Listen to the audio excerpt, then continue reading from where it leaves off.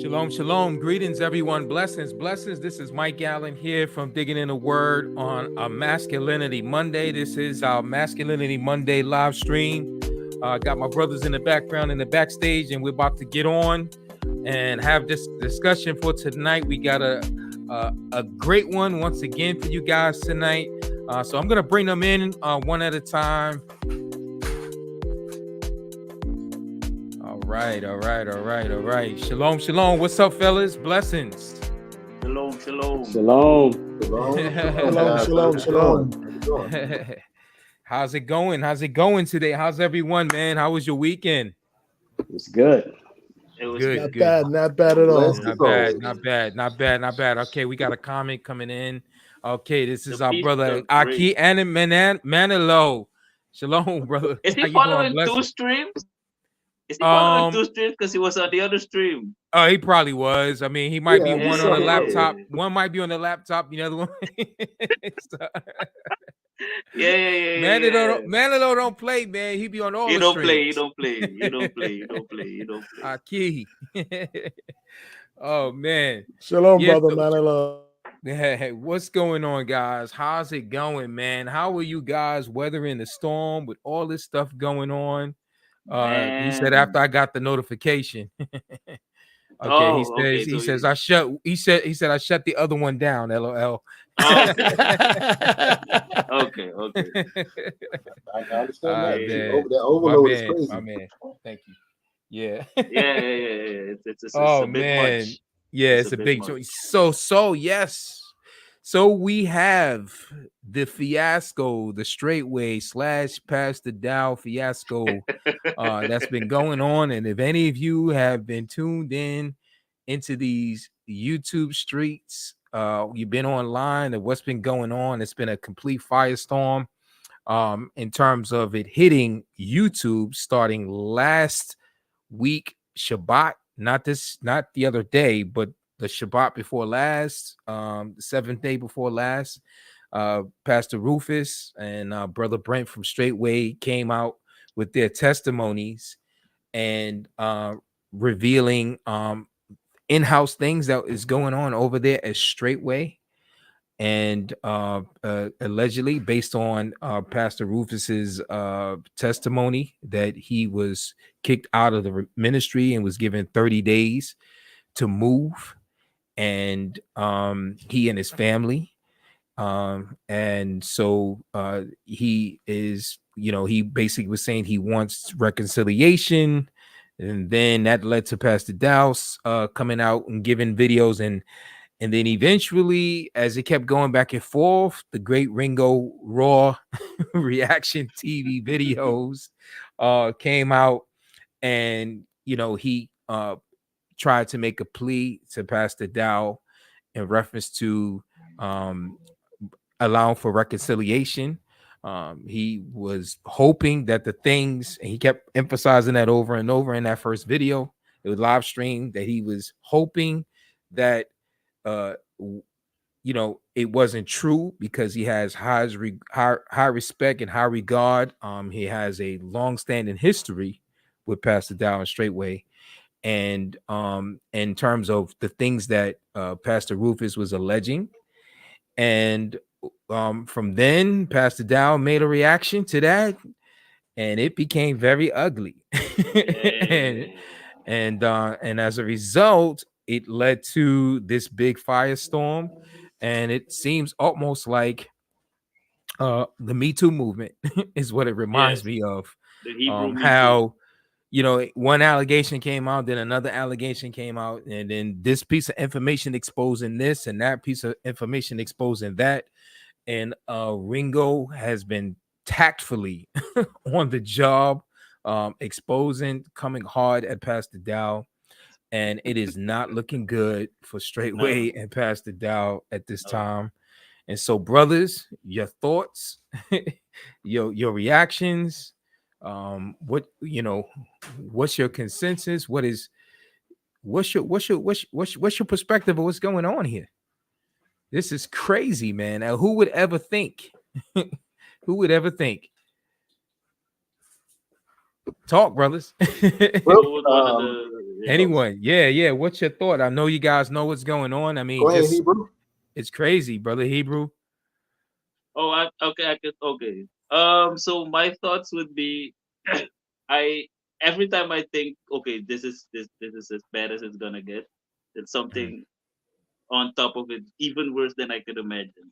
The things I Mhm. heard today are way past my imagination. Mm. I didn't expect paying a man $100 a month. That's just insane. An No, allowance of no, a no, no, hundred no, dollars, no, no. Taking a man's whole check and only give him and then $100 giving a month. back. Yeah. Yes, yeah, it's Mhm. just And in insane. some It's instances, insane. $50 a month. Right. Yeah, Taking the whole check and giving them $50 a month. Like that's crazy. you know.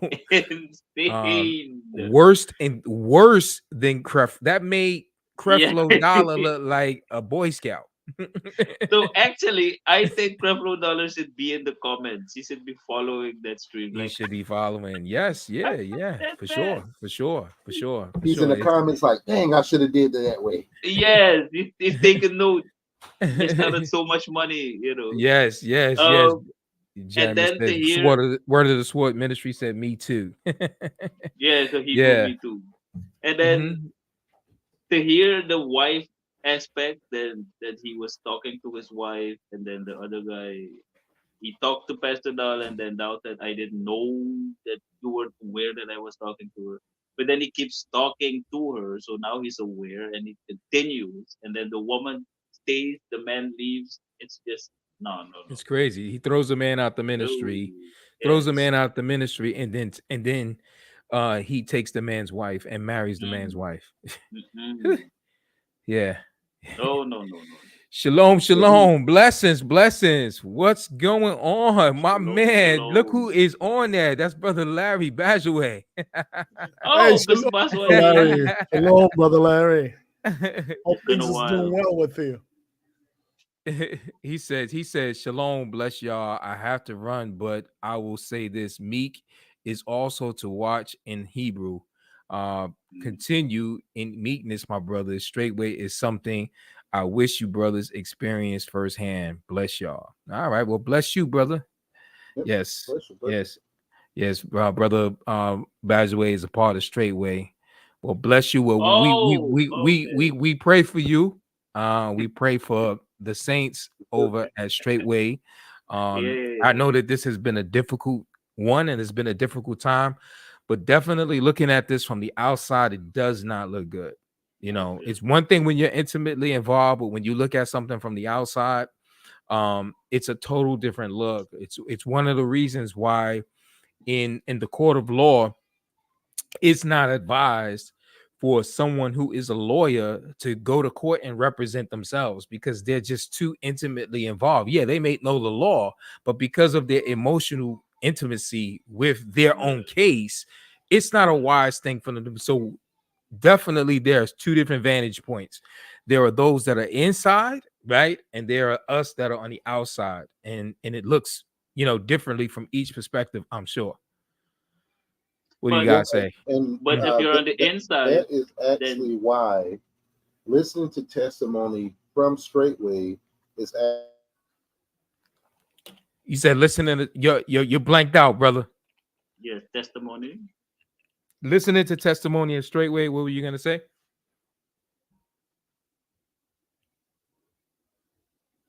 I think he's is he still on? Is he still on, man? He's as far as I look, it's five of us. Let me see. Hold on a second. okay. Sorry about that. Can you hear me Oh, now? you here? Okay, Yes, yeah, good, yeah, good, yeah. good, Okay. good, good. Okay, I had no clue what that was. But right. so as far as I'm concerned, what going back to what you're saying, Brother Allen, listening to testimony from directly within Straightway, Mm-hmm. it's like listening to a convicted murderer tell you why he's innocent Why with the he's knife and innocent? blood on his hands. Yeah, Like yeah. his This is testimony holds ye- no weight No, yeah, because you have an yeah. absolute biased opinion of the Of situation. course, of course, of course, of course. And that is another one of the dangers for being, like I said, with the example, the analogy that I use, being a lawyer, in terms of your credibility to the jury, you're intimately involved. You're intimately there was a case, right?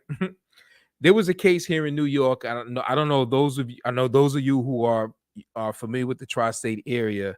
Was a man by the name, Jamaican man by the name Colin Ferguson, who went on what we have over here called the Long Island Railroad, which goes all the way into Manhattan, into Long Island. It's a commuter train, right? So people take it every morning for work.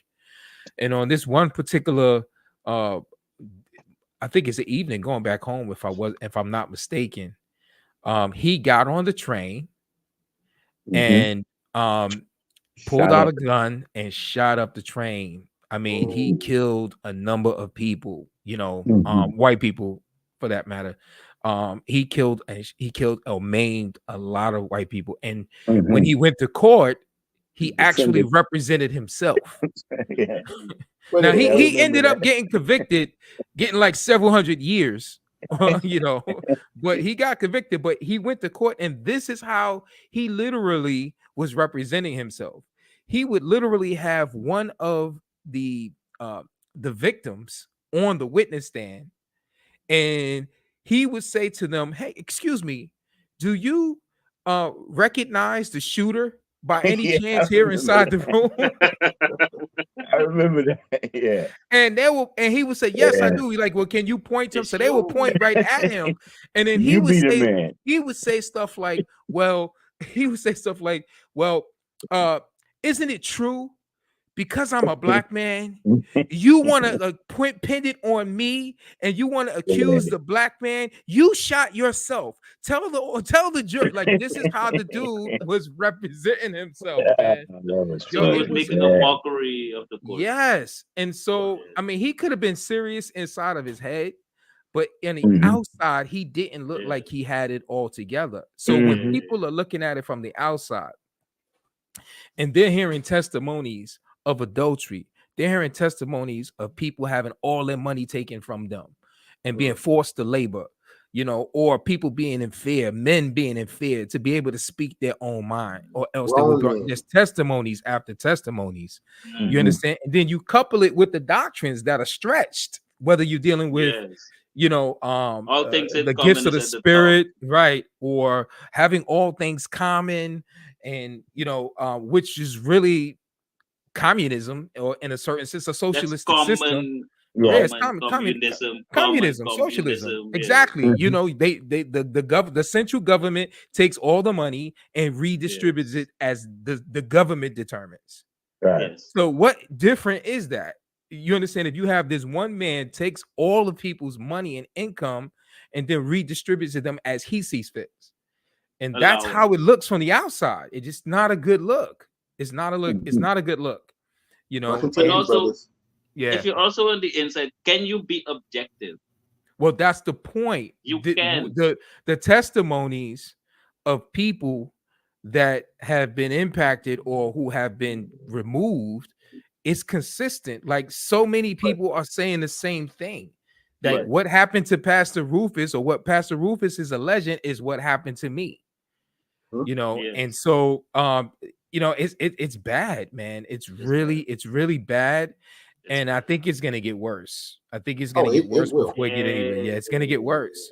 It will, because you have people that are that are literally coming, and this is no offense to brother Larry, but there are people that keep coming to chats like this and everywhere trying to say, "Oh, well, it ain't that bad."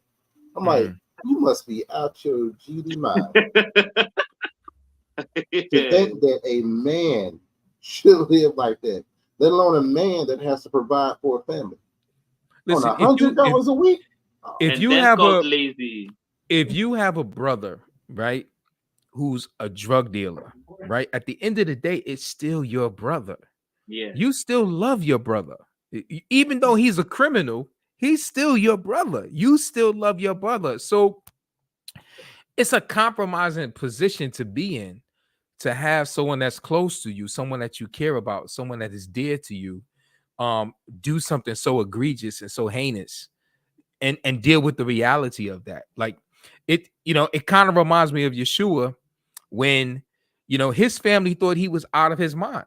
They thought he was crazy, preaching and teaching and doing all of this stuff and showing out and affronting the leadership and embarrassing them, right?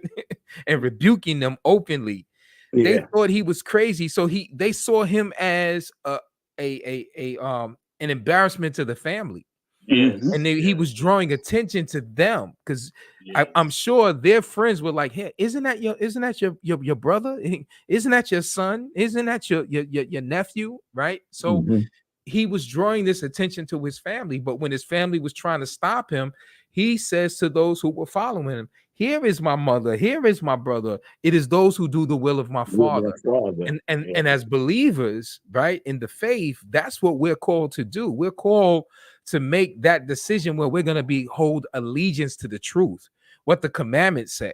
What does the faith say? What does the scriptures say over all else in all things? Yeah. I But think yeah. Jesus, when he was 12, didn't he go off on his mother when he was 12? And Well, that's and that was like the early thing, when she were looking for him during one of the feasts, feast, right? yeah. Yeah. Said, don't you know I must be in my father's house? He said, Right. woman. He said, woman. He didn't call her mother. He said, Right. woman, Right. don't you know? Right. Woman. Right. Yeah, Get that. woman. Yeah. But Yeah. I see the big issue is that even though these are brothers here, right? These are brothers that feel that they're above reproach. And that's where the big issue comes in, because they're lifting up someone who believes that he is above every single person. He believes his position on this planet is that of the Messiah. And men like that cannot they cannot be allowed to stand, because it's in fear that this will become a dictatorship that'll kind of just spread all across the country. I'm kind of starting to see almost what Nebuchadnezzar did. If you don't worship me, in the fire you go. In the fire you go. I mean, that's been a common thing of men ruling, which is the reason why Yeshua told his disciples not to lord over the people. Even Peter says that, not to lord over the people. He told them, not to let people calling you rabbi or calling you master or calling you teacher, right? Father. Because the whole idea of that is to prop yourself up as being an authority over people, as being, somehow in an authority over people. And, that's not how he wanted his disciples to disciple other people. And so now IE comes in as time goes on.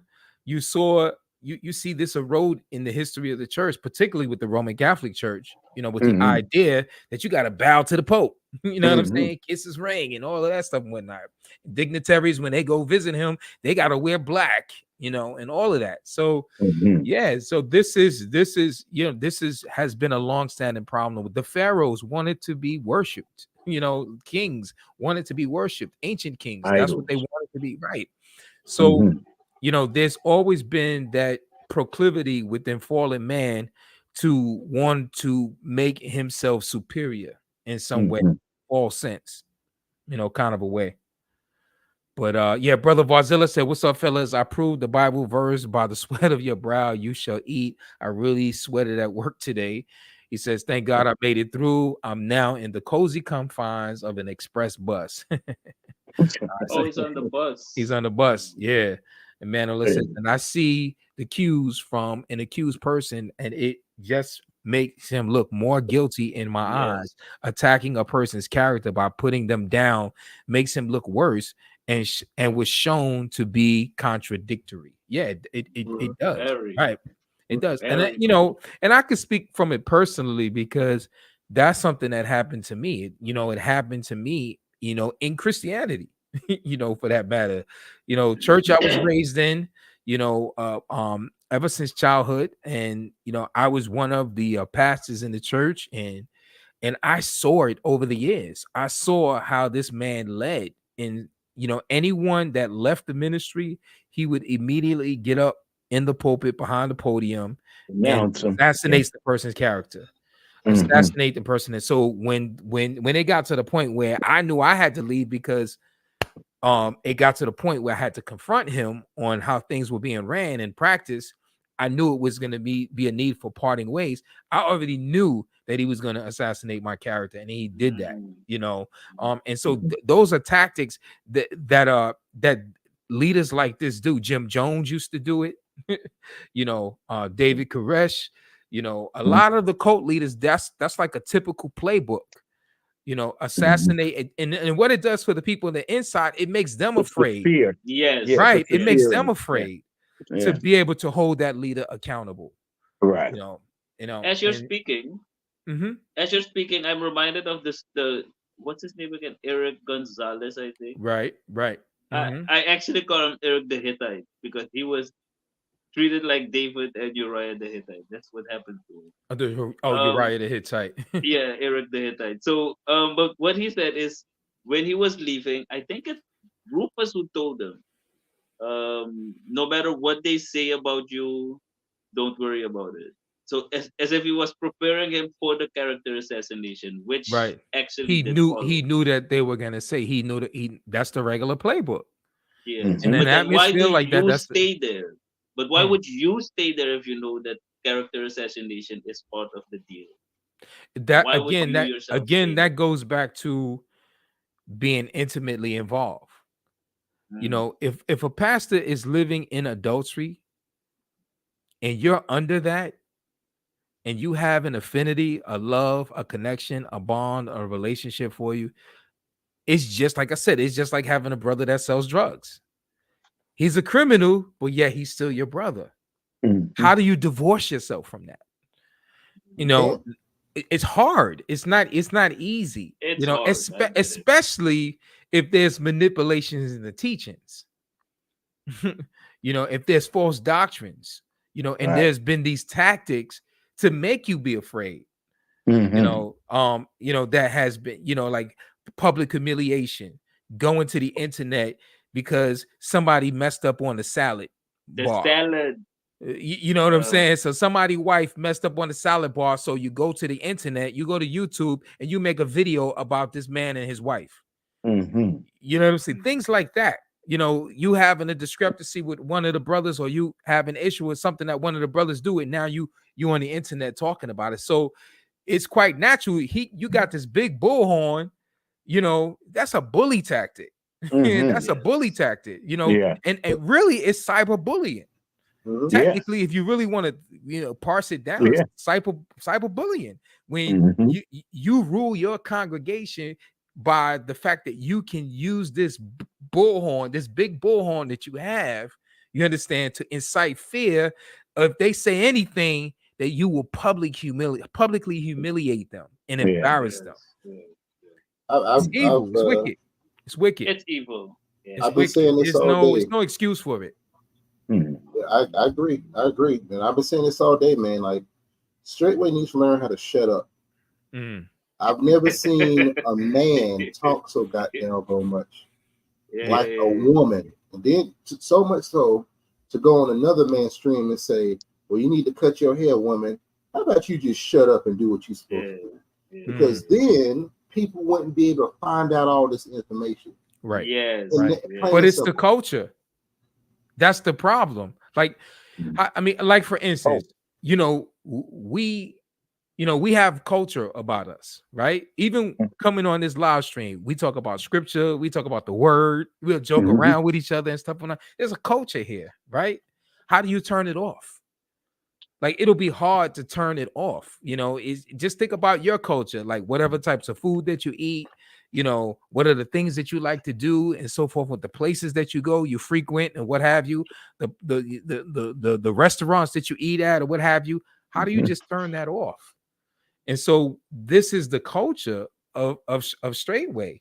Right. They are so accustomed to so-called, as Pastor Dow would say it, have everything in the open, telling the world, like his idea of the ministry dealing with the issue with Pastor Rufus or the saints from Georgia going to Tennessee to talk about how they feel about what Pastor Rufus, so-called quote unquote, did in this 4-hour stream.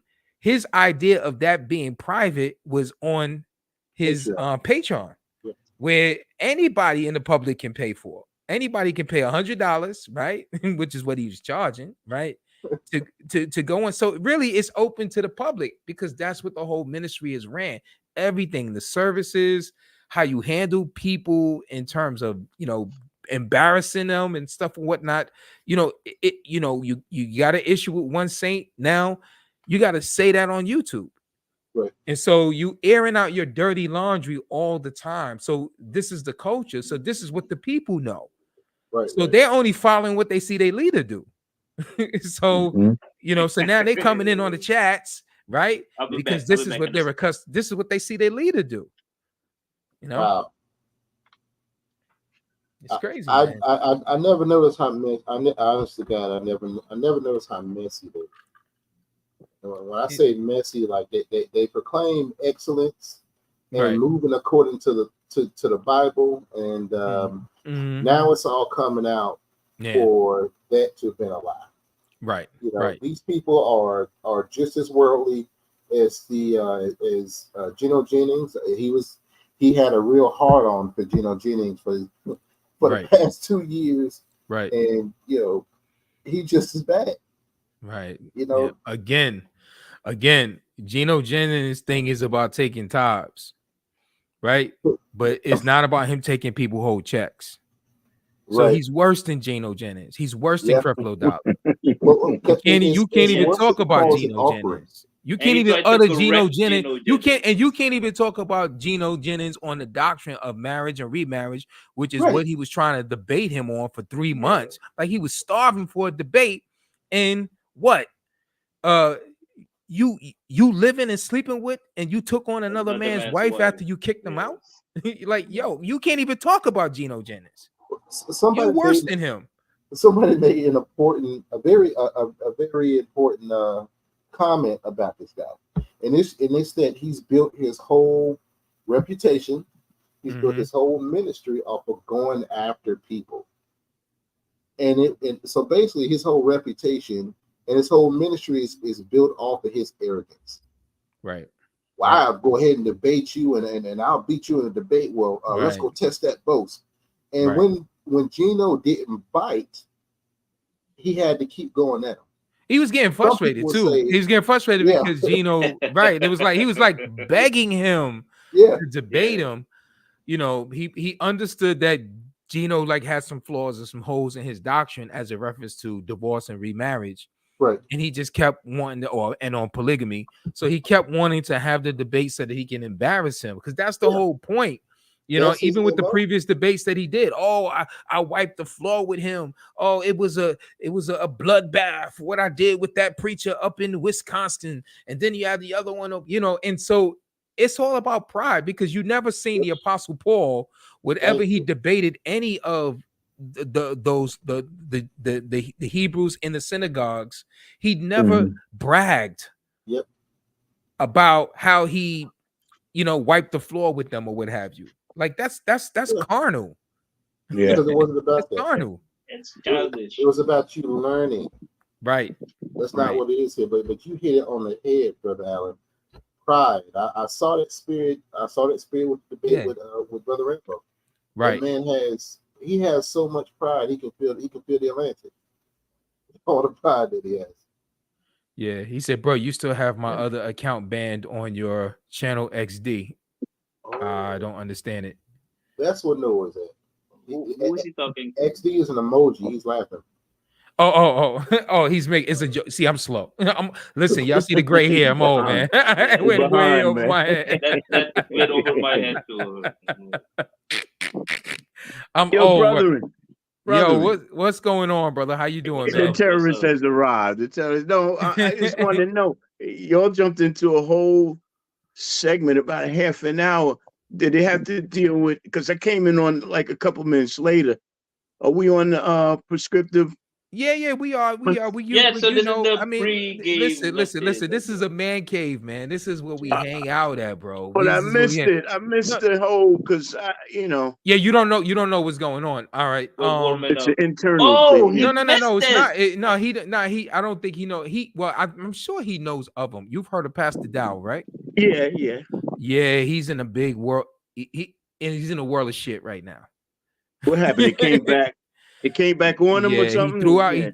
he kicked out one of his pastors, and he gave him 30 days to move off the land. You know, publicly shaming him, humiliating him, and stuff and whatnot. Yes.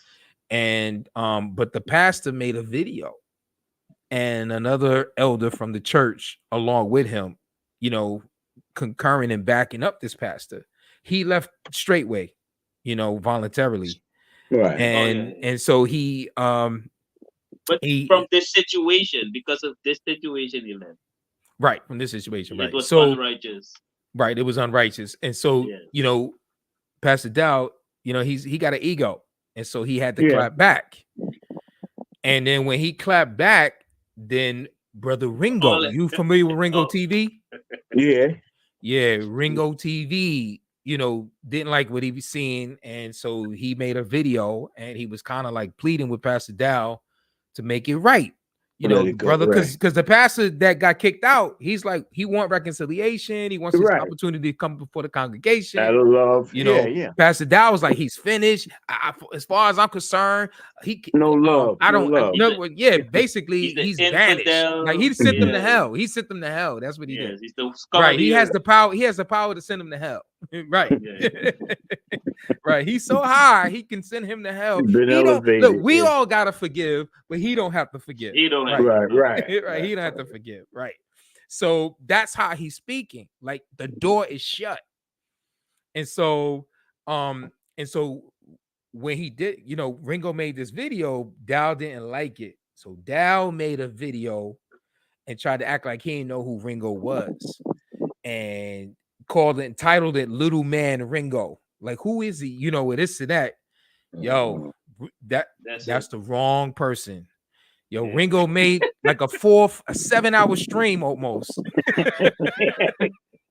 with documentation, emails between him and Dow going all the way back 2006, 2007, right? Wow. Where he helped Dow with his channel, all of that, right? Yo, just exposing him like we have a long-standing relationship, but he's going to present to the public like he don't even know who I am. You know, and so then Dow tried to clap back again. And that's it. That's it. And so now different people coming out talking about how they were treated in a similar way with Straight Way. And you know, and so now where is that is the fact that Pastor Dow, his second wife, is the wife of another man that he threw out the ministry. And so he's currently living in adultery. Right. Right. He wrecked the marriage, took the wife, got the man out. Gave him $100. Wait, was she no limit says Dow fell for the trap. He said Ringo has content all year now with this. So No Limit MD is here because I saw him in the other chat. So he also Wow. Yeah, so that's it's strange that you missed it, Daniel. It's strange that you missed it because this is all over YouTube. Within the Hebrew, right? Yeah. Well, I've listened to Brother Dow. You know, he's rough. He rough anyway. He come out like a sergeant and major. You know, he come out hard. And you know, people sense the arrogancy, and I sensed his arrogancy. So once you exalt yourself, there's going to be a humbling point that God is going to bring you back down. So, He will bring witnessing it in real time. So what he said, he didn't take James' wife, he took Eric's wife. Yeah, that's what my understanding that he took Eric's wife. Eric the Hittite. That's why I say Eric the Hittite. Eric the Hittite. Yeah. Yeah, it says Eric Gonzalez, right? That's the one that was in the video today. That was the one in the video today, right? Right. Yeah. That was my understanding because that's what he said in his testimony. And Manuel said for some reason James' wife didn't want to leave with him and their son, which is very questionable. Who's James? Who's the This James? is another person. This is I another missed person who a left lot. and right. Oh, Is this and a whose wife compound? Do they live on a compound or Yeah, something? but Manilo said that was James in the video. So in the video, Yeah, that wasn't Eric. That wasn't Eric Gonzalez. That wasn't Eric in the video. I watched it from the beginning, maybe the first Yeah, I half think so. hour on, and then stopped maybe at the 2 hour. Manilo said the white guy. Which white guy now is he talking No, about? I'm talking about the Spanish guy. The Spanish The guy. That's what Spanish we're guy, talking about. yeah. Right. Yeah, the Spanish Eric. guy. Right. Spanish Yeah, the guy Eric was Gonzalez. Nelly's husband. But Yeah, there that was must be another video. that is Nelly's husband. Yes, that's the one I'm talking Who's in Dow's house right now. That's Nelly's husband. about. Right now, as we speak, she said. Yeah. Yes, Right. this is So the guy. he says, Eric is a Hispanic guy. Nelly is the wife. That's the one we're talking about. Do well is So in Dowell, adultery he means wife, Dowell. right. He played played Eric in a video. Right. Yeah. Ringo played a video ever. Right. That's what we're talking about, bro. That's Yeah. what We on the same page. That's why It's a big mess, man. It's a big mess. Sound like a reality show to me. Yeah, it's a big mess, man. You can write this stuff. No, I'm telling you can write this stuff. Yeah, it's a big mess, man. It's a big mess. But in anything, we ain't even open up in prayer, man. We just started off on fire, man. I went 36 minutes already. That's right. No, who are they accusing? Who's being brought? We didn't even before the Sanhedrin Council, yo. Yeah. I'm just sitting back and laughing about it and being entertained right now. Yeah, Manilo, you need to check it out, man. From the beginning, it's more in the I said the whole scandal sounds like a Lifetime movie writing. It is, man. Somebody can literally I agree with you, Manilo. Yo, he was in the military. You understand? The whole backstory. Airborne, all of that. So but his loins always burn for her. And the whole story of how he started this, and then with the polygamy and how all that looks in the eyes of the public. Yo, it's crazy, man. It's crazy. It's crazy. Yeah. Woo, take a deep breath. Take a deep breath. Take a deep breath. All right. So welcome everyone to Masculinity Mondays once again. Mike Allen and my brothers, my friends on the panel with me, rocking with me today. And we, as we normally do, we're going to get into our topic, but I'm going to ask Brother D, the Rebel Rouser, to open us up with a word of prayer. I think all of the panel, to some extent, kind of went rebel today. It's had passion. too much to drink. It's passion. You got back up today. You guys are full of energy today. I can see. Yeah. Okay. So let's go before the throne of the Most High. Father, Father, we love you. We appreciate you. Oh, we give you all the glory and all the honor, Yahweh. We ask right now as we gather together all across the nation, the world, and amongst ourselves, that we come with the honest, sincere heart, wanting to know what your desire for us and how you want us to live and conduct our lives, and how we want to be in a search for the truth that you've revealed to us. Father, and where we've come short, we ask that your grace will kick in for us again in your mercy.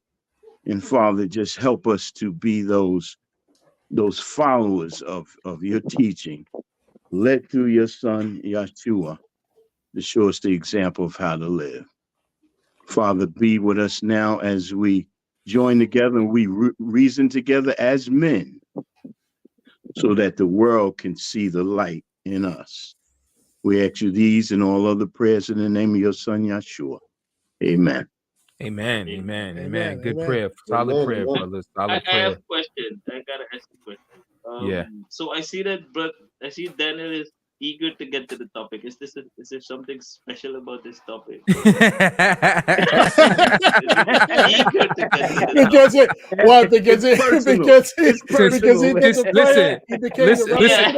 since we're talking about real revealing or revelations tonight, right? Yeah. What's the connection, bro? What's the connection? Let's be open. No, I just you know what I discovered today. I was reading about prescriptive monogamy, and I discovered that the Chinese, which really got like 2 billion people, they didn't start practicing monogamy until like the 1950s. Then they switched it over to they went to a concubinage type of system that they have. Because I was wondering why are there so many of them? It had to be where the one man had several wives for it to grow and be this. I think it's like 2 billion Chinese or Asian or whatever you want to call them. Yeah. So I was like, other countries have taken on that, but I think our indoctrination with Catholicism and the Roman Greco has really got us to believe that a man is only supposed to, have but one, which leads to men thinking that they're wrong by wanting another wife. And I think that opens it up on the discussion of today. It is a personal thing then. Yeah, it's personal. Well, I'm straight up, and my wife knows I'm straight up, and that's probably why we, going through some stuff now. But I'm straight up. I believe because I've seen Father Abraham have more than one, and I've seen, all through the Bible, and I've studied because everybody wants to flip to the New Testament. That's one thing I want to be brought out early, because that's something that, because I invited people on, that's something that I want them to deal with, is that 1 Corinthians 7, because that's the one they pull the card on, and with Titus and Timothy about the elder having one wife, and to define what prescriptive. I know last week when I wasn't here, that you gave the definition of prescriptive monogamy, and monogamy, and I want that to be discussed from the outset so people will have the definition. Well, if I may interject, thank you for segueing us, my brother. Respectfully, thank you for segueing us, because that's exactly what I was gonna do, but I wanted to present the topic to ease us into it.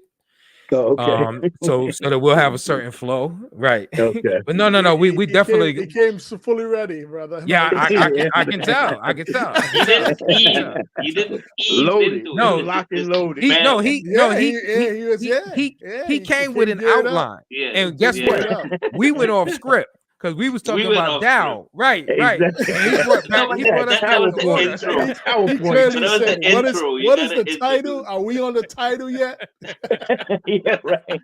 But we need an intro tonight, guys. That's not on the schedule tonight. Yeah, that's not on the scheduled programming, Yeah. All right. But are we going to, based on this, the name of this stream, do we get into Titus and? I don't know. We'll see how the discussion flows, but I mean, let's at least try to introduce the topic for now. Okay. Yeah, let me just trying to you see Shalom. I just want to make sure these brothers get the greetings. And Gino looked like the wiser one just by staying quiet, and that's scriptural. Gino won.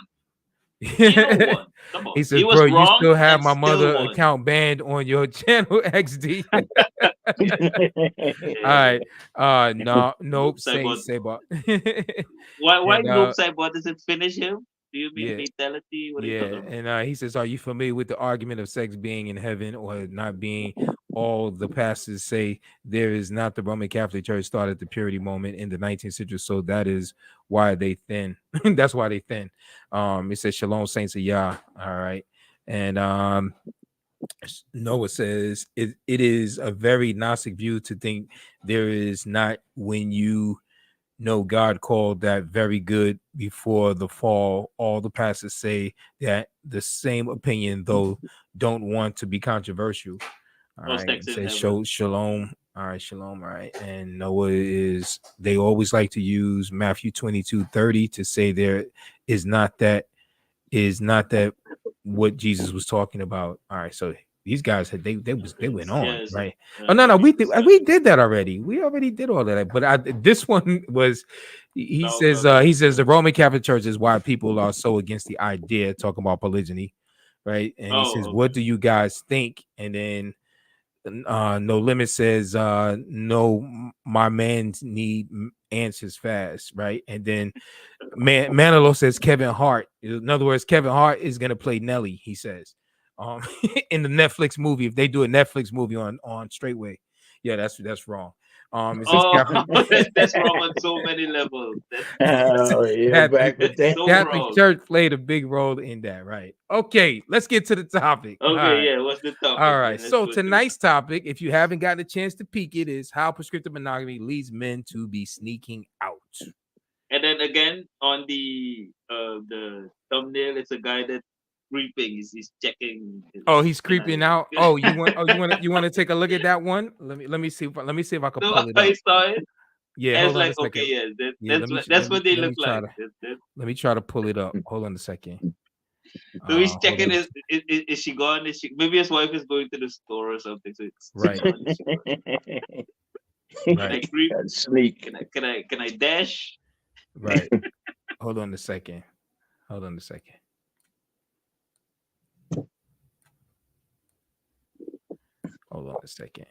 might have to do it on the other screen. You guys can still see me? Oh yes. Yeah. Still see me? All right. So let me present screen. I'm gonna pull it up on the screen. As you're looking for it, Daniel, are you now? Can you explain prescriptive monogamy? So do you understand it? What it means? Oh yeah. Okay, there you go. That's the yes. That's it. That's it right there. That's it. He's checking. Is she gone? Yeah. Can I go? Can I do it?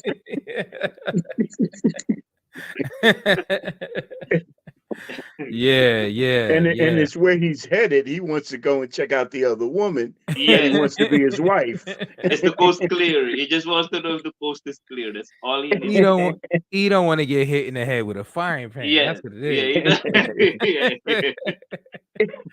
You don't want to get hit in the head with a frying pan. That's what it is, man. That's what it is. Man, all right. It is. All right. So yeah. This okay. This is the reality of a lot of men. All right. So since you asked the question, what is meant by prescriptive monogamy, guys? Or if you want to answer that, brother Daniel. Yeah, let's see what Daniel. He asked. Since you ready for the topic. Yeah. He ain't let us continue our dial conversation, man. You cut into you stop. Yo, I could have cut the TV on for that, man. That should have been happy for a reason. Yeah. Okay, yes, but I'm listening. Yeah, well, I believe it's a belief which people claim to be a biblical belief that it's mandatory that you only have one man to one woman in a marriage situation. That it is anti-polygyny, where it is one man to several wives. Mm-hmm. So I believe it's something that they say is mandatory because it was a rule, I guess, from way back then. Mm-hmm. Mm-hmm. Okay. What do you guys say to that? Yes, and then who made it mandatory? Who made it mandatory? Yeah, and I think that alludes to, if I'm not mistaken, that was Noah's question. Let me pull it up. He wanted to know. Oh, that's his question. Manilo says Catholic Church played a big role in that, and and then Noah says, and sex being in heaven, the Roman Catholic Church is why people are against that. They think it is nothing but a necessary evil, right? That marriage in and of itself is a necessary evil. I would like your guys' opinion when you have time to and don't want to interrupt you too much, right? Okay. Yeah. No, all right, but yeah, so the questions don't interrupt. so the answer to the question, brother, Daniel, what is meant by prescriptive monogamy? Mandatory one-on-one. Yes. One man for one woman in a marriage contract. Right. Yeah. Because and it's mandatory from the so-called religious authorities. The religious authority. Okay. And what about the state? The state, the state right. It goes into the Okay. Is that predominantly across the world? Is it predominantly? Well, it is definitely where all of you have Western imperialism or colonialism has pretty much conquered for the most part, but that's not all of the world. I mean, there's still other parts of the world. Like the world is very big. There's other parts of the world that's not the case, that prescriptive monogamy is necessarily the standard rule. Right. But actually the whole thing is a sham, because even in the Western world they use the word prescriptive monogamy, but men are doing that from the thumbnail. They're checking is the coast clear, and then they go to another woman. So what are we doing? What are we even doing? All right, Noah said that was not my question. So what is the question, Noah? Rephrase the question, and then I want to make sure that we're clear on it. Is it sex in heaven? When did it start? Yeah, is there sex in heaven? Is that the question? Is that the question? So, because sex is here on earth. So. If you read the Bible, we're not going to have penises or vaginas when we go up there. The purpose of sex wait a minute. is for us to reproduce. Okay. Yes, but so it was good. You shall multiply was given to us before the fall. Mm-hmm. Right. But and replenish the earth. There was a man and a woman in the garden, right? Before the fall. Right. Yeah, I mean, well, yeah, I mean, the thing is that you would have to show scripture. Now, if you're gonna have to show scripture on it. What scripture, what passage is actually? I do know that that Yeshua made the point in Matthew 22 that's often used, that there would be no marriage in the kingdom. And so that is what I do know. And I have heard other perspectives that there will be, and even that angels mate or have the ability to reproduce, because i.e. the Nephilim account, right? In Genesis 6. Yeah, go ahead. Yeah, but the problem is they were coming to him asking a question to get him. So he was probably baiting and switching them. So I don't know what the situation is. The one thing I can say is maybe when he says there's no marriage, meaning there's no need for a contract, because people keep their word in the kingdom. Oh, okay. So you could go any way you want. But one thing I do know is from the beginning, he says you shall multiply, and it's not after the curse. You multiply. That's the system. Okay. So okay. I think there's sex in. Strange. I know it's strange, but I think it is. Right. Well, I don't want to get too deep into it. Definitely that will be something that's neat. Something to really dig more into, but I really want to get back to the topic. And we do have a topic for tonight. Yeah, I mean, we could definitely talk on it another time. I mean, if you want, we could talk about this next week. I'm down for it. But let's get back to the topic, because I know that there's people that are actually viewing in on the stream who came for the topic that we have at hand. Okay. So I don't want to be disrespectful to them. So yeah, so you guys agree that prescriptive monogamy is mandatory monogamy? You guys on the panel with what Daniel said? No. People think it's mandatory, but it is not mandatory. Is that the definition of it? That's the definition. Yes. Yeah. Yeah, that is the definition of it. Right. Okay. One man for so one woman. Do you guys agree? Right, Derek? Yeah, I would like to add a little extra to that. What he mentioned, I would say is like just like a prescribed medication that they give you, not necessarily required, but it's a custom set, westernized, backed up politically, right? Through legal documents, through other sources to follow through them. Right. Regarding if it's all in the world, no. I was able to look up a company called Travel Noir, just to give them credit on that. It's about 5 countries that polygamy is legal in the world. Only 5 out of the many countries that they are aware that is legally binded within their customs and also within their books. Right, and that's only recent because that's only because of the expansion of Western imperialism. That's the only Muslim countries, right? Most there's Muslim countries. Because a few of them are in Africa. I'll surprise you on that one, brother Rapaholic. Well, a lot of the they're not Muslim countries, right? These just surprised me, so they're not all are. Out of the 5, not all of them are. Okay. Right. Well, that's your homework for today. Right. Well, the word prescriptive is an order. It's a command.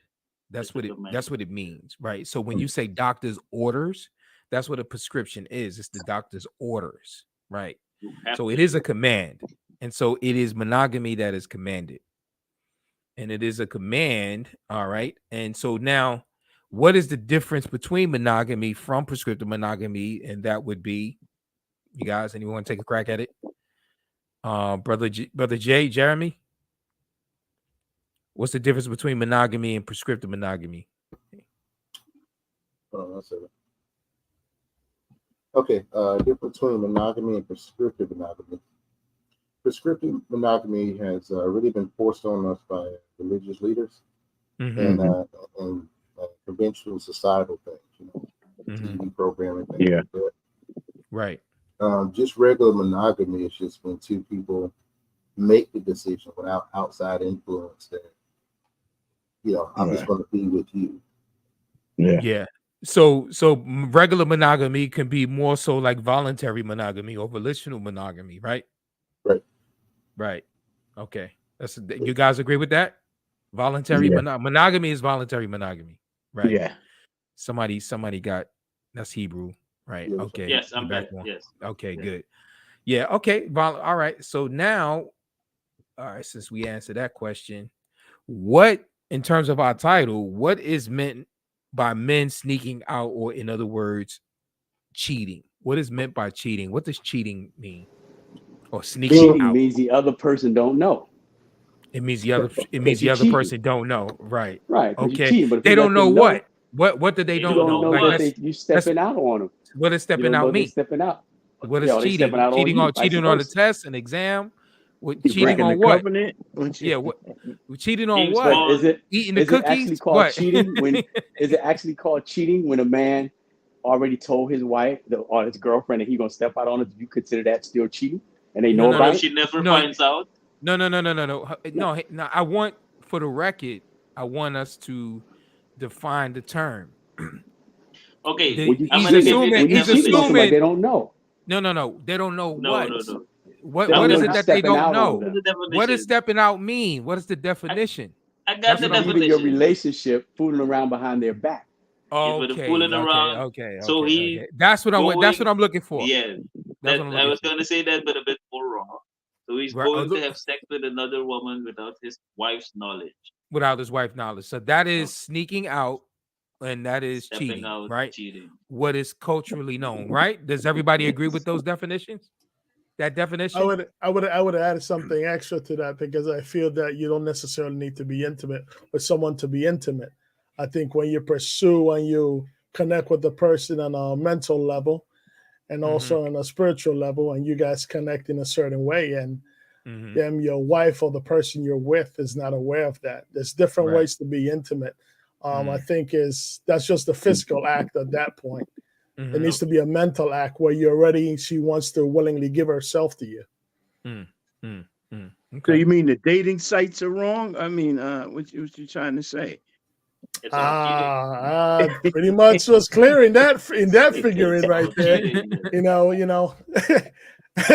It's all cheating. I was trying to be good just for 1 week. I gotta be the rebel. You was real reserved about it.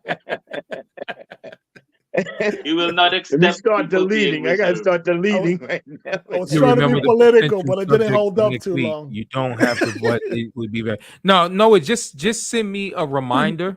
Just send me a reminder. Put the title, in the text message, and then I'll create the thumbnail for it. That's all. No problem, bro. No sweat, baby.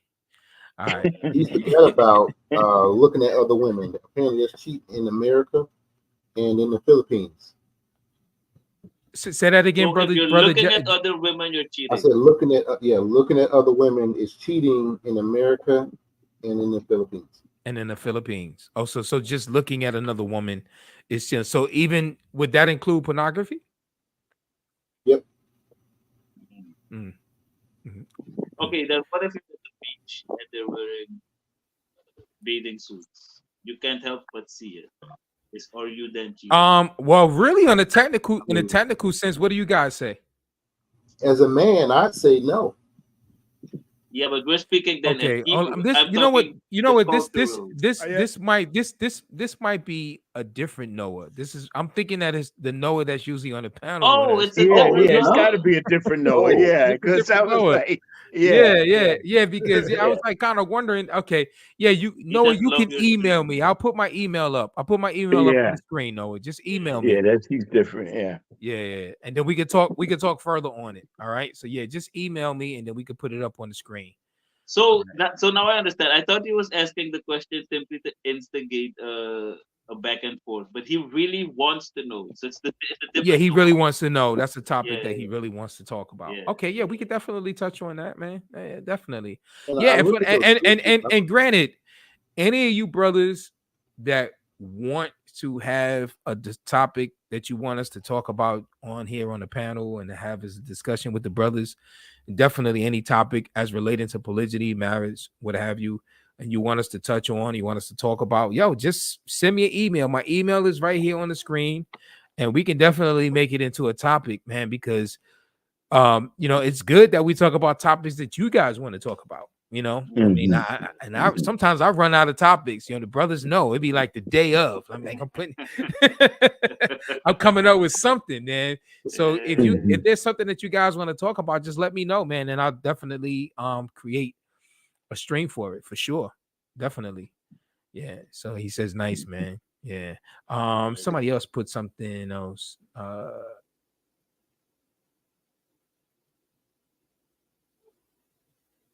think that spiritual topic would be good. Yes, Say that again, brother. Jeremy, I can't hear you. I said I think that topic would be good to get into. Oh, for sure. It's deep. Yeah, it's deep. It's definitely deep. So it's definitely something that we could definitely dig into for sure.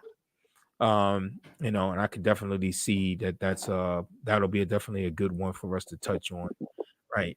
So where do we leave off, guys? Help me out. We were talking about the levels of cheating. Yeah. And it kind of depends on how you look at it. From a man's point of view, the bathing suit thing is not cheating because you know how we're wired. From a woman's point of view, it's cheating. Right. Oh, okay, yes. Okay, yeah. All right. Well, I mean, Yeshua did say, if a man looks on a woman, right, that is something that's so right. So if cheating, if cheating, is something that's bad, right? Then can it start in the heart by just looking? Yeah, I mean the eyes are they say it's a window into the soul. Okay. So if so, then I've been cheating all day. You've been cheating. Well, it's a little bit different. You confess, huh? He confessed. I confess. He don't want Ringo to It's all out there. You don't want no smoke from Ringo.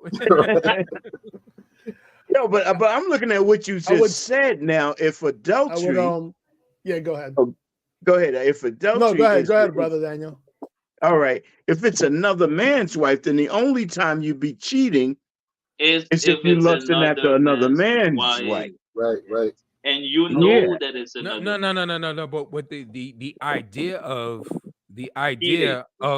desiring a woman. No, the Western idea. Yeah, the Western idea of cheating is that you have a wife, you have a woman that you're in relationship, and you are sneaking out to get with a woman other than the woman that you're in a relationship with. That's the Western idea.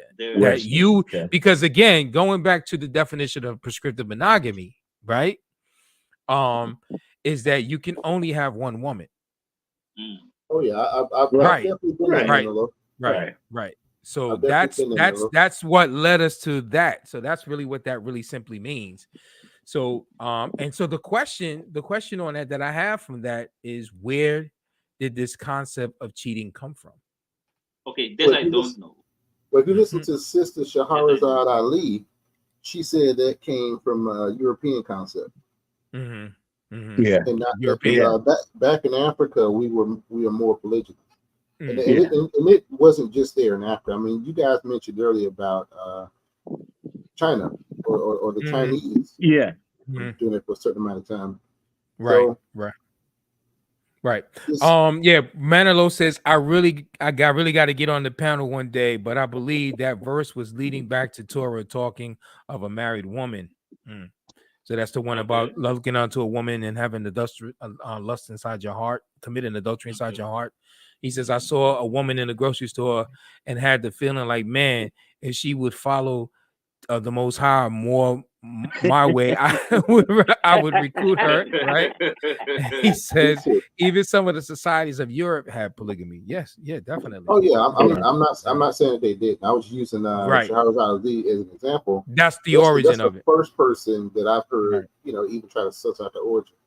But I would say it originally started with the Roman Catholic Church. Because they wanted to control the population so that a nation would not rise up, kind of like what they did back in Egypt. Right. Okay. So you're saying that it is a mean of population control. It's a mean of population control, but also spiritual control. Because we know that the Hebrews or the Jews, they were polygamous. So they had multiple wives and also multiple children. Taking away that part of the culture, you cut the culture in half. Right. And make it more manageable, and you're able to trap them in spiritual bondage easier. Take away their God, supposedly. Right. Yeah, definitely the Hebrew community suffered persecution during the earlier stages of the Roman Catholic Church because of their practice of polygamy, and then in turn they started making policy against it and whatnot. So yeah, they definitely suffered as a result. They were heavily persecuted for it. Yeah. I would want to add something extra to what Brother Jeremy said. I would say also is not only that they stop the population control, is also it stagnates the economy and the growth and the generation of what that you can have. Because when you create, let's say, a business, we see an example as Johnson & Johnson, that has always been a family business, no matter who is running it. Right. The family has that generational wealth for their family in the future. Right. So if you create anything, any kind of business, you don't have the ability to exercise that finances. You don't need to ask the government for any help. You don't need to ask anybody for anything. You can self-employ your own family. And build it much stronger. So it also affects the financial aspect of things. And I can say that's one of the good things you do hear about straightway. How they are setting up communities of networks of their own people doing their own thing. You usually see that around their feast days. So you are absolutely right there, Brother Derek. Wow. Yes. All right. So, interesting thing. I found an article in terms of where cheating actually came from. Where did the term cheating even come from? That's the question, right? So, I'm gonna draw our attention to this article that I found online, so that we can go through this. Let me pull her up. Okay, so this is in a website, the Pacific Standard, right? And they deal with anything from economics, education, environment, social justice, and so forth, whatnot. And this is an article that they did on a cheater's history. So I'm going to enlarge it so we can see it. Can you let me know when it becomes clearer to you guys? Yep. It's good. All right. Yep. Good. All right. So it says a cheater's history of cheating. For all the meanings it can have today, cheat evolved from a very specific multi-syllabic word that's only vaguely connected to the one we use now, right? So this is a document, right, here in the United States. It is a jury finding in Kentucky County, Virginia County Court from an inquest of Esquayat. Now that's a French word, which is where we get the word cheat from, right? As you see, the suffix of the word is the word cheat, right? Or the root of the word is the word cheat, right? Mm. And so it says, I can't remember the first time I heard the word cheat, but I do remember the first time I was caught cheating in the middle of a test in the 7th grade history class, faced with the question I couldn't answer. My eyes landed upon the classmate's paper. Realizing what I was doing, I returned to my own test. But when the class ended, my teacher confronted me. This is very serious business, he said. Jennifer, did you cheat? Near tears, I explained that it had been an accident. I hadn't meant to, right? So anybody ever accidentally cheated before? Right. It says, and I accidentally. Nope, I slipped into it. I slipped and fell into a bed with a woman. Yeah. and I stopped before I even started. He forgave me. And no, she said she stopped before she even started. So have you ever accidentally cheated and stopped before you started? So she said, maybe the second or third time. And he forgave me, and I kept my eyes to my own work. After that, until senior year, when I cheated numerous times by writing calculus equations on the back of my calculator, they weren't the answers exactly. And later, still, by kissing a boy other than my boyfriend. Sorry. The thing that fascinated me is that the sexual infidelity sense doesn't come up until the 20th century. So the use of the word cheating is still relatively new. Yeah. In fact, it's not even 100 years old that this term, the term cheat, created a nuance, or there was a nuance created for infidelity, because that's really what cheating that we were defining earlier means. It's having infidelity or an unfaithfulness within your relationship, right? But You guys Brother agree? Mike, Yeah, go before you ahead. continue, before you Mhm. continue, it until now it's still in line with Torah because it's a woman doing this. Yeah, but is that It's the unacquainted to definition? men.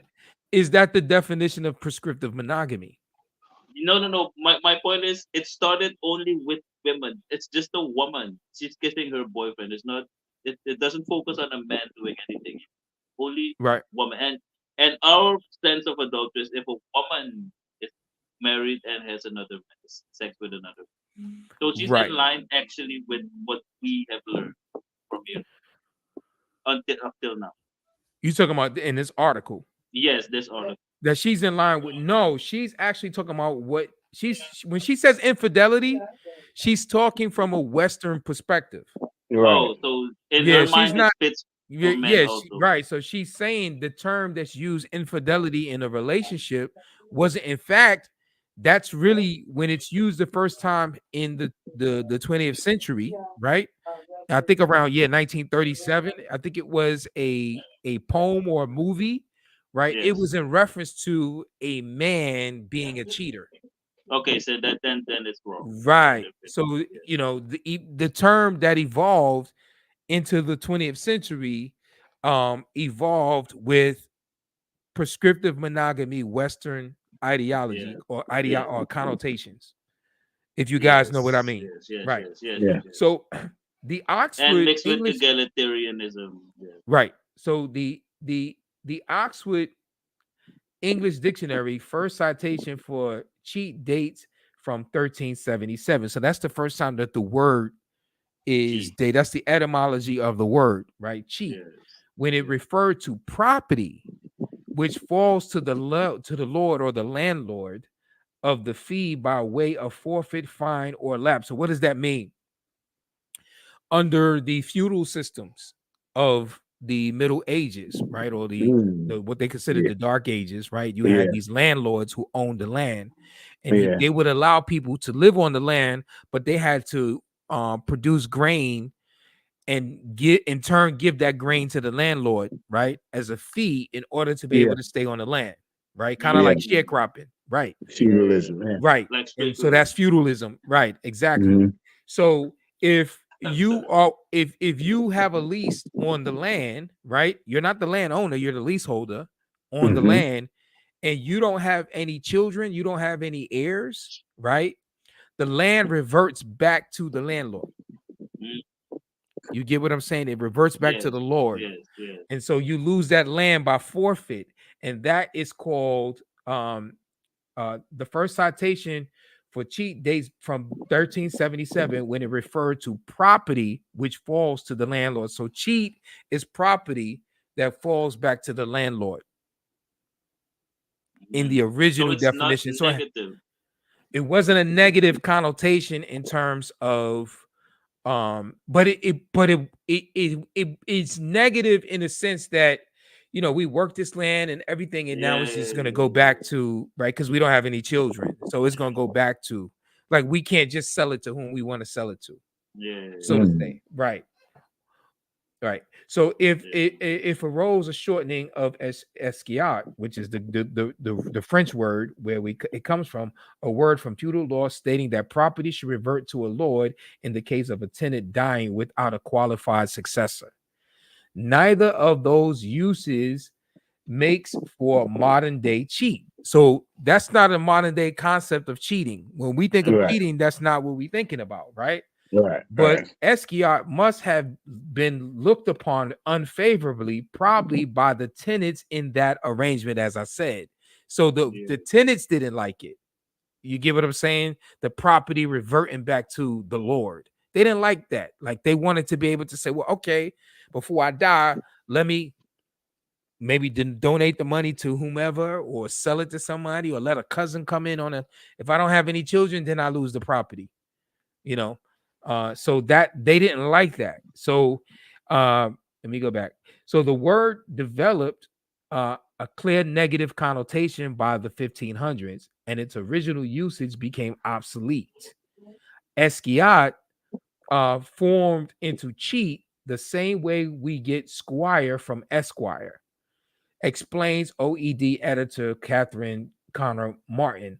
The original word here is from feudalism. It's a dry legal way of taking hold of some property, but it goes in a different direction and begins to have a sense of illegitimacy about it. It starts to mean defraud, deceive. That seems to be the origin of everything that comes after that remains in use. It's a word we use regularly today to convey drama and command attention. So it shouldn't come as a big surprise that cheat was used by writers like William Shakespeare, right? And then I can see these are the different things that he used, as well as John Milton, a false prophet, taking in the most dangerous cheat, the cheat of souls. So John Milton's writings talks about a false prophet cheating souls, you know, defrauding souls, right? How does a false prophet defraud souls? By giving them false prophecies, giving them false, proclamations of the word, right? Misconstruing the word, right? John Locke, 'tis plain cheat, abuse when I make them. Okay. And then there's also with dice, right? So the word has noun, verb, and adjective forms expanded beyond frauds, deceptions, imposters, and people who swindle to refer to dice or possibly false dice, cheats, a type of grass that looks like the grain grows from among cheat, a certain card game, right? So there's a card game called cheat. So on and on. So now getting up into the modern days, right? The earliest citation for the last item is from 1935 from a poem of George Granville Barker, and it's appropriately poetic, which sewn upon the cheat sheet of life divert from cosmic legerdemain our obvious knowledge that this face too must die. Okay, so that is from a poem that is used. Let me see. There's notable absence here. The thing that fascinated me is that the sexual infidelity sense doesn't come up until the 20th century, says Martin, though she notes a citation from 1563 in which the sense is uncertain. Shore's wife was my nice cheat, right? So that was in a poem. So it sounded like it could have been the 1500s. But the interesting thing, 1563 is when prescriptive monogamy was first prescribed by the Catholic Church. It's the very same year. It's the very same year. So the same year that they mandated marriage ceremonies and that there be a priest that presided over it, and that a man can only have one wife in that same policy at the Council of Trent. It was in 1563. It was in 1563. The likely implication of that cheat is as a decoy rather than some lacking in fidelity, because cheat, meaning to be sexually unfaithful to one's spouse, doesn't get its earliest citation until 1934. Around the time it also starts to appear in a popular song lyrics, as seen in Joe O'Hara's Appointment in Samaria. A woman married allows that beat her and cheated on her. Those were some of the lyrics of the song. Yes.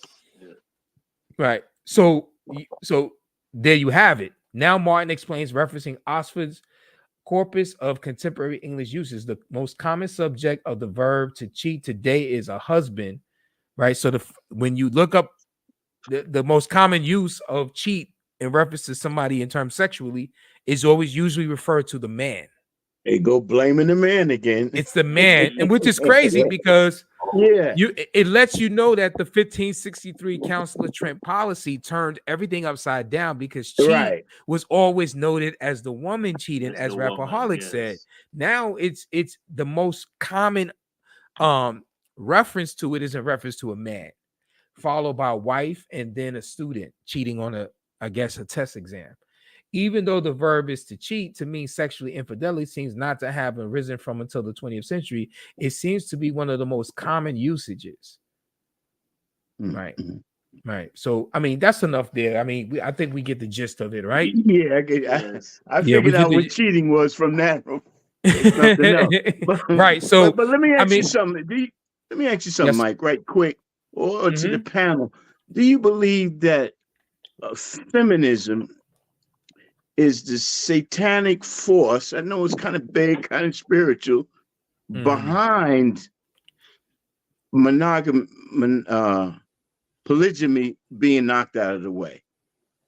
Is there like a god? Is there like a god of feminism or Jezebel that's running this? Hebrew, you want to respond to that? Go ahead. So if you go to Genesis 3, you can see the first feminist. Yeah, feminism. Right. The first feminist. It's the snake talking to Eve. That's the first feminist, the snake. Right. So yes, there is a spirit behind it. And you cannot have feminism within if you don't have a one man, one woman structure. Feminism dies immediately. Right. Let's go to Genesis 3:16. You see the first feminist. All right, so was it the snake or the woman? No, the woman. No, as soon as you guys clear that up, I'll jump in on that one. Right. All right. So here we go. All right. So hold on a second. No, it's a bit more. Let me go back. Okay. Then Yahweh said to the serpent, because you have done this, cursed are you more than all cattle, and more than every beast of the field.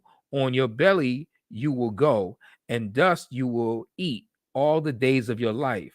And I will put enmity between you and the woman, and between your seed and her seed, and she shall bruise you on the head, and you shall bruise him on the heel. We go down a little bit further. And it says, to the woman, he said, I will greatly multiply your pain in childbirth. In pain, you will bring forth children, yet your desire will be for your husband, and he will rule over you.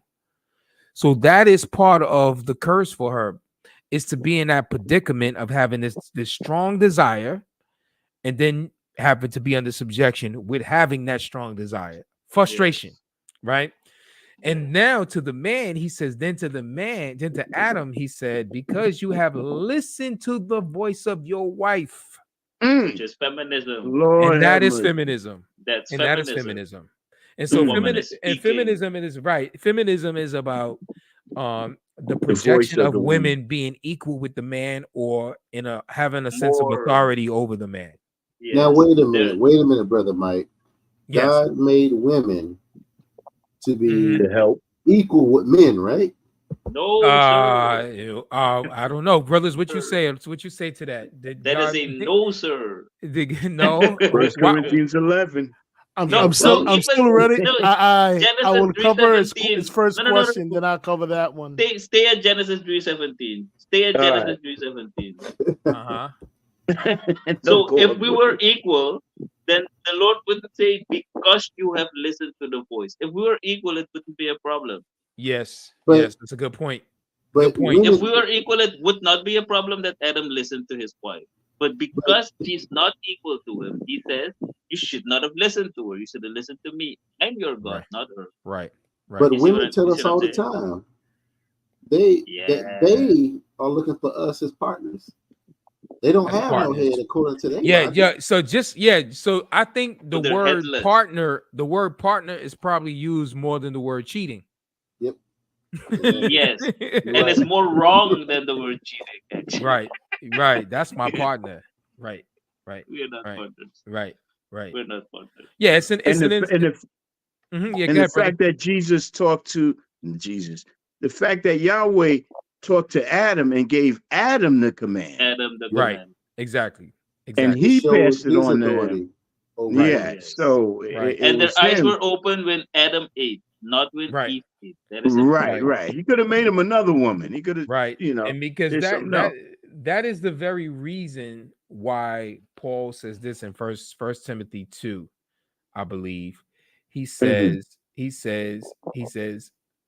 a woman must quietly receive instruction with entire submissiveness. Right? But I do not allow a woman to teach or to exercise authority over a man, but to remain quiet. So that's consistent with Yahweh said, what Yahweh says to the woman and to the man. To the woman, he said, he shall or he must rule over you. To the man, he says, yo, why you gonna listen to the voice of the woman over mine? Exactly. You know what I'm saying? Like, why you gonna listen to the woman's voice over mine? Right? So you telling me that a woman can't be ordained to preach? Well, not according to not open up some more. Maybe in the shower. She could preach in the shower. Now I know Sarah Jakes can preach down the house, right? Juanita Bynum, I know she belong on that stage, right? Yeah, Paula. What's his name? Paula White. It's a list of them.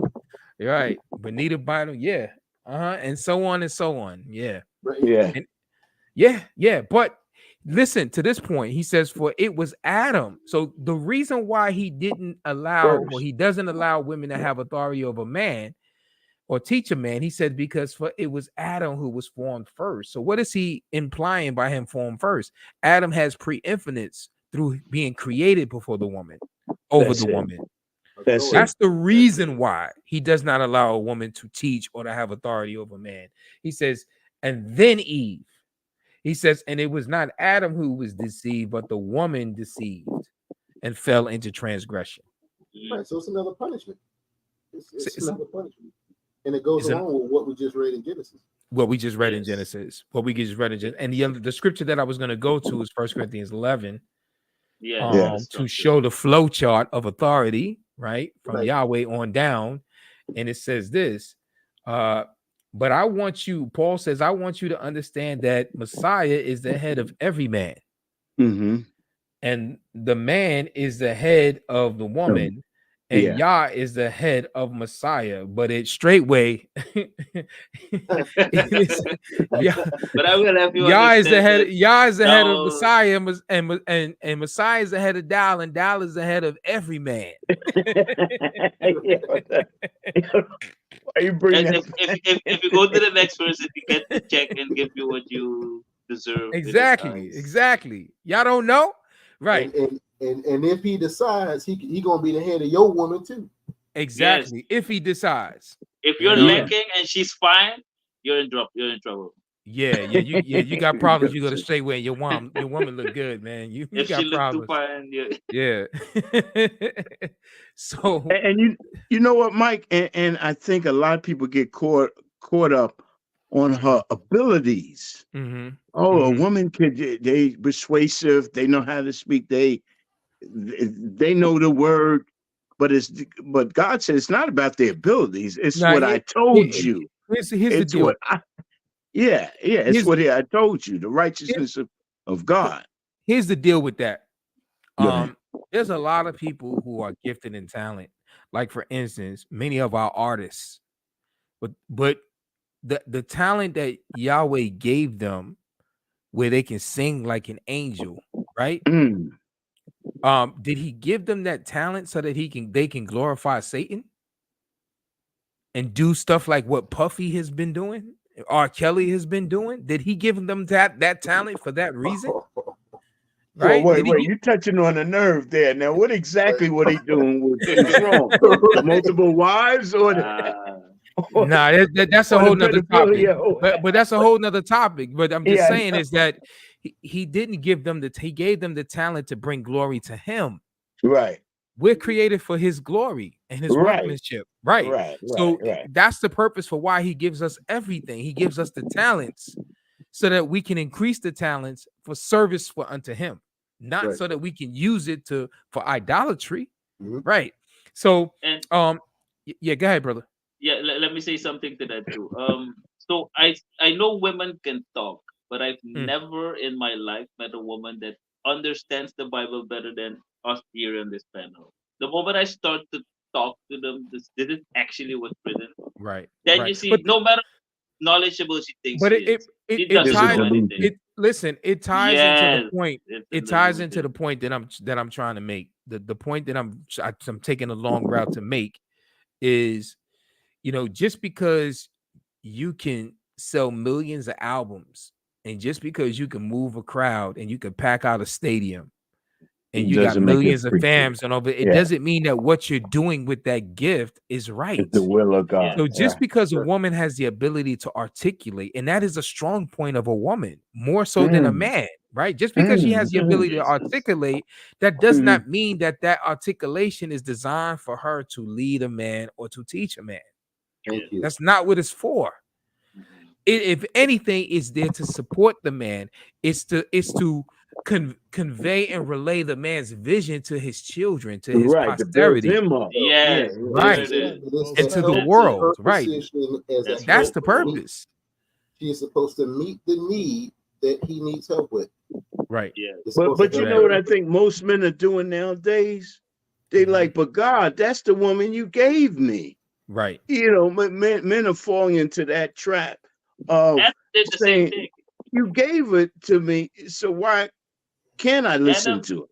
Adam did the same thing. The question is, to me. Huh? Yeah, go ahead, brother.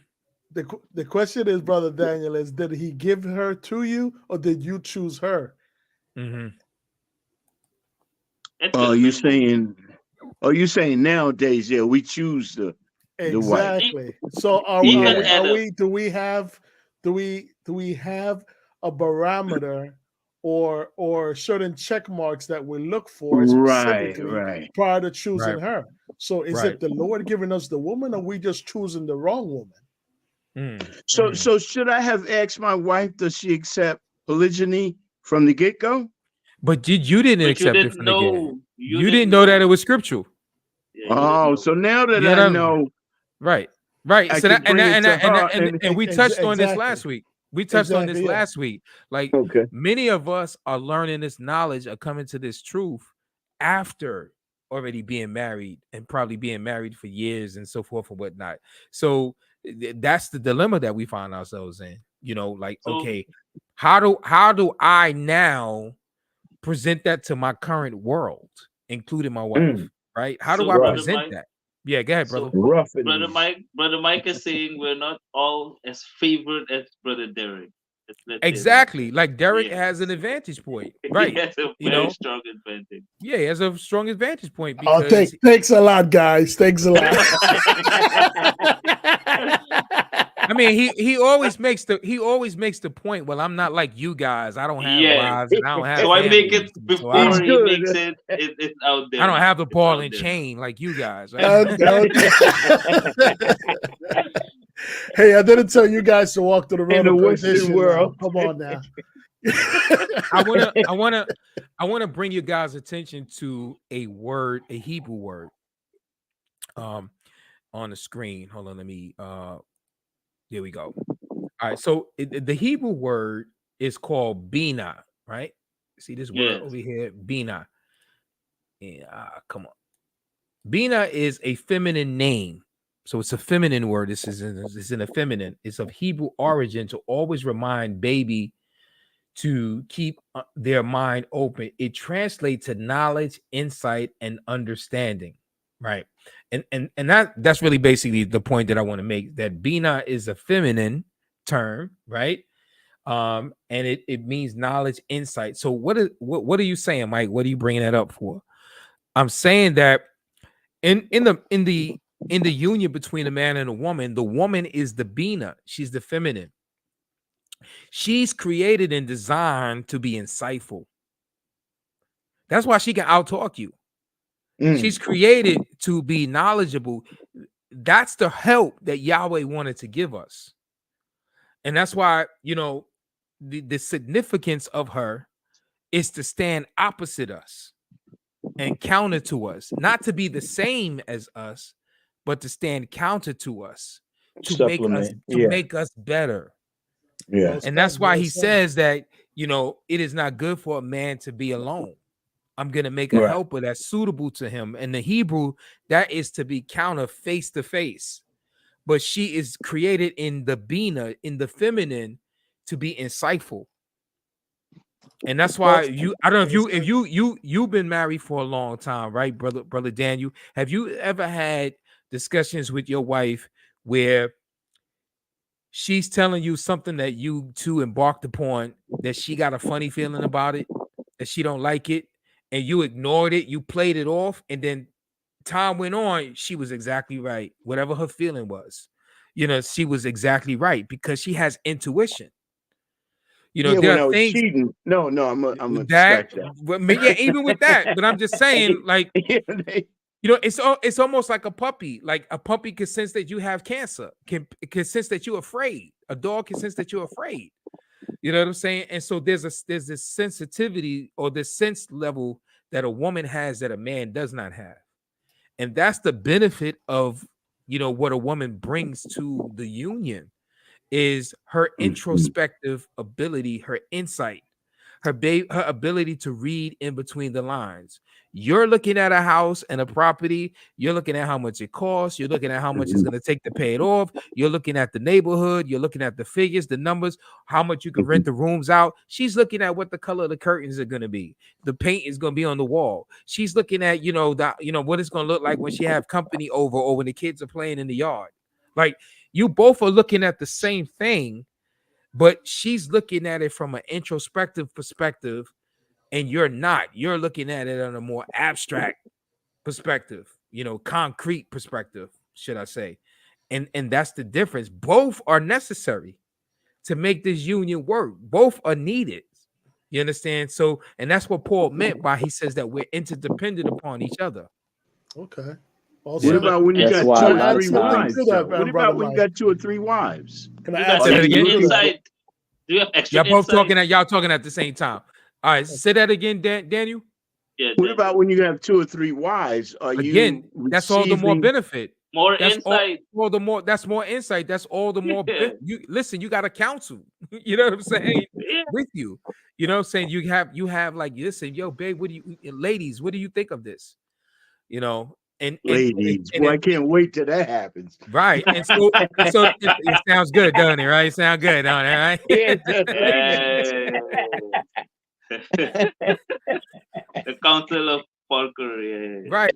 So the thing is like in terms of you guys moving forward, you know, just like at a CEO, like he has all these advisors, but he ultimately is the one that makes the decision. Last decision, right? But there's a benefit of having this council. There's a benefit of having this advisory board. You get what I'm saying? And so, you know, so that's what it is. Like, yeah, she's knowledgeable, she's insightful. There's things that she can cause you to see that you're missing and stuff and so forth. But at the end of the day, you lead. Yeah, and going on that, when like you were saying it was true, I was going to say that, and most of the time they're right. So listen to your wives and get counsel. Sometimes you can ask them a question, and sometimes don't get and like you said, you have to make the final decision up to the man. Like my wife always tell me, we were married almost 39 years in June, so she always said, "What the Lord say, do it, do it." So it's all going to fall on you, the man. You make the decision. So you have to make that final decision, but you're going to get counsel from your wife and say, "What do you think about this? Did you think this right?" And then you can go pray about it also. Right. Yeah. When did the two of their eyes open? When she ate or he ate? When he ate. And who did he call? Did he call her or did he call him? Called him. Adam. She called him. He called him. Right. And so again, he was the one that was in response. He was the one that was responding. He could have checked that thing. You know, he could have diffused it from the gate, but he didn't. He listened to the voice of his woman. That was his downfall. She navigating, he's steering the ship. Yeah. Sometimes my wife will read people like a book. Yeah. Manolo said sometimes his wife will read people like a book. Yeah. And he said he said to the previous thing that you said, Daniel. He says me too. Can't wait. when he has his whole counsel there. You're ready to get me in trouble live. Yo, but to the brother who was 39 years, he said 39 years. Who's that? In June, 39 years. 39 years. Whoa. Yeah. Congratulations, bro. Praise God. Praise God. Yeah. That's a blessing. Blessings. Continue blessing. Now, have you brought to your acceptance of polygyny? No. Okay. So you sneaking? Studying. Are you sneaking? No, I'm still studying. No. All right. I hear you. I'm just talking about where it's in the Bible where we read it all these years and I never paid it no attention about Abraham, David, you know, all the Solomon and all of them. I never paid it no attention. I just, you know how you read something, just overlook it and you never thought about it. Yeah. Now we're in a men's cave now. Have you desired other women other than you? Yo, man, don't get the man in trouble, man. Come on, man. Come on, man. Just because he tried to interrogate me. Yo, just don't answer, brother Tony. Don't answer. Just because your woman about to strangle you, man. Don't try to get. You want company? Yeah. So I need somebody in the same camp. The same camp. The thing I was going to say, based on the explanation, the definition. So if the man is the concrete and then the woman is more abstract in the sense of she's thinking about the colors, but you can't build with paint. You need to have a building standing, and then you can talk about how we're gonna paint it. Maybe flowers. So the man must then leave. By this definition, it's possible to let the woman. It will cause destruction. Can I add something to what you mentioned, Brother Mike? What did you say? Can I add something to what you mentioned about the Bina, the understanding? Yeah, the Bina. Yeah. Yes, that's what I was talking about. The Bina, what comes to my mind, it comes to when you said working together, parallel together. What comes to me is the same thing as you look as a battery, something that we utilize all the time. You see the man as the positive and the woman as the negative. When it works together, you have the battery, you have it charged, and you can charge anything. And you need both. And you need both. You can't have two positives the same way you charge a car when it's dead. You need both. But then how do you deal with positive and opposed to negative? But how do you deal with more negatives then? If it's one positive, multiple negatives. Oh, in terms of adding on women is what you're saying. Yeah. Right. And see, that's the reason you gotta have a list in place of what you're looking for in the check mark. Once you learn things, you add that to how you find and choose a woman. You make that be clear. If you don't have a blueprint, it's just like an architect. If you don't have a blueprint, you have nothing to build. You're just looking at land. You don't know what materials. I would say, yeah. Manilo says, I've desired women for a long time, but I thought it was something wrong with me because of how I was taught. I have been tempted strongly. Yeah. I think that would be that's your problem. Do you think that's why men cheat? Because a lot of times it's I mean that definitely leads to answer this question here. Does prescriptive monogamy lead men to cheat? And if so, why? Yes, because men was never meant to be with one woman. Because men are hunters. Men are hunters. Okay. I'm curious as to what Manilo is going to say. Yeah, go ahead. What do you mean by cheating? Do you mean the definition? Yeah, the definition, the Western definition, right? Does it lead to a man sneaking out without his wife knowing? I don't know. So this is what I say. I know two kind of guys. I know the type of men that just let their woman know I'm not a one woman. I'm just gonna do my thing. Within this prescriptive monogamy culture, they still just let women know this is how I roll. If you have a problem with it, then you get on. He might not even have read the Bible ever. So I don't think prescriptive monogamy is causing men to cheat. What I think is it's bringing out that they're afraid of their women. Well, I mean, so then that would lead to another question. Then, does prescriptive monogamy cause men to be afraid? No, I don't think so. I think he is afraid. Let me ask you a question. You'll be sleeping in the basement. Let me ask you this question. Have you ever heard of the term "she will take half"? Yeah. Yes. Yeah. What does that mean in our society today? Well, but I can answer this question from another perspective. I know of men that said, then let her take half, let her get her ass on. So the situation doesn't weaken him. That's what I'm saying. So this situation just brings out that it So but what that might be men that are exceptional. What about the men who are afraid? Is it no, I'm not. I'm talking about men that are afraid. Are there is it safe to say that there are men who are afraid of getting divorced and losing half of their income, right? Yeah.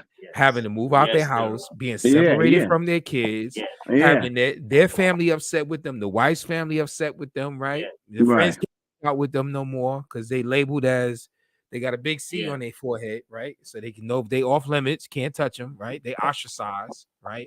They've been straightwayized, right? So, right? So is it safe to say that leads certain men to be afraid? No, that's what I'm saying. They would have been afraid without this situation. Let me ask the other brother Jeremy, do you think that men are afraid of the backlash of saying I want to have another wife? Oh hell yes. Yeah. Why? Yeah. Because society really has conditioned us to think that one woman is all a man should desire, regardless of what our natural director says. Do you think a man who has a high profile job, say like he might be a news anchor or something like that, would be afraid of losing his job? Yep. A CEO, would he be afraid of losing his job? 100%. A judge? Oh, you know, yeah. And so it's cultural. The thing is that okay, so here's the thing. Is it safe to say that prescriptive monogamy has a certain type of hold on men?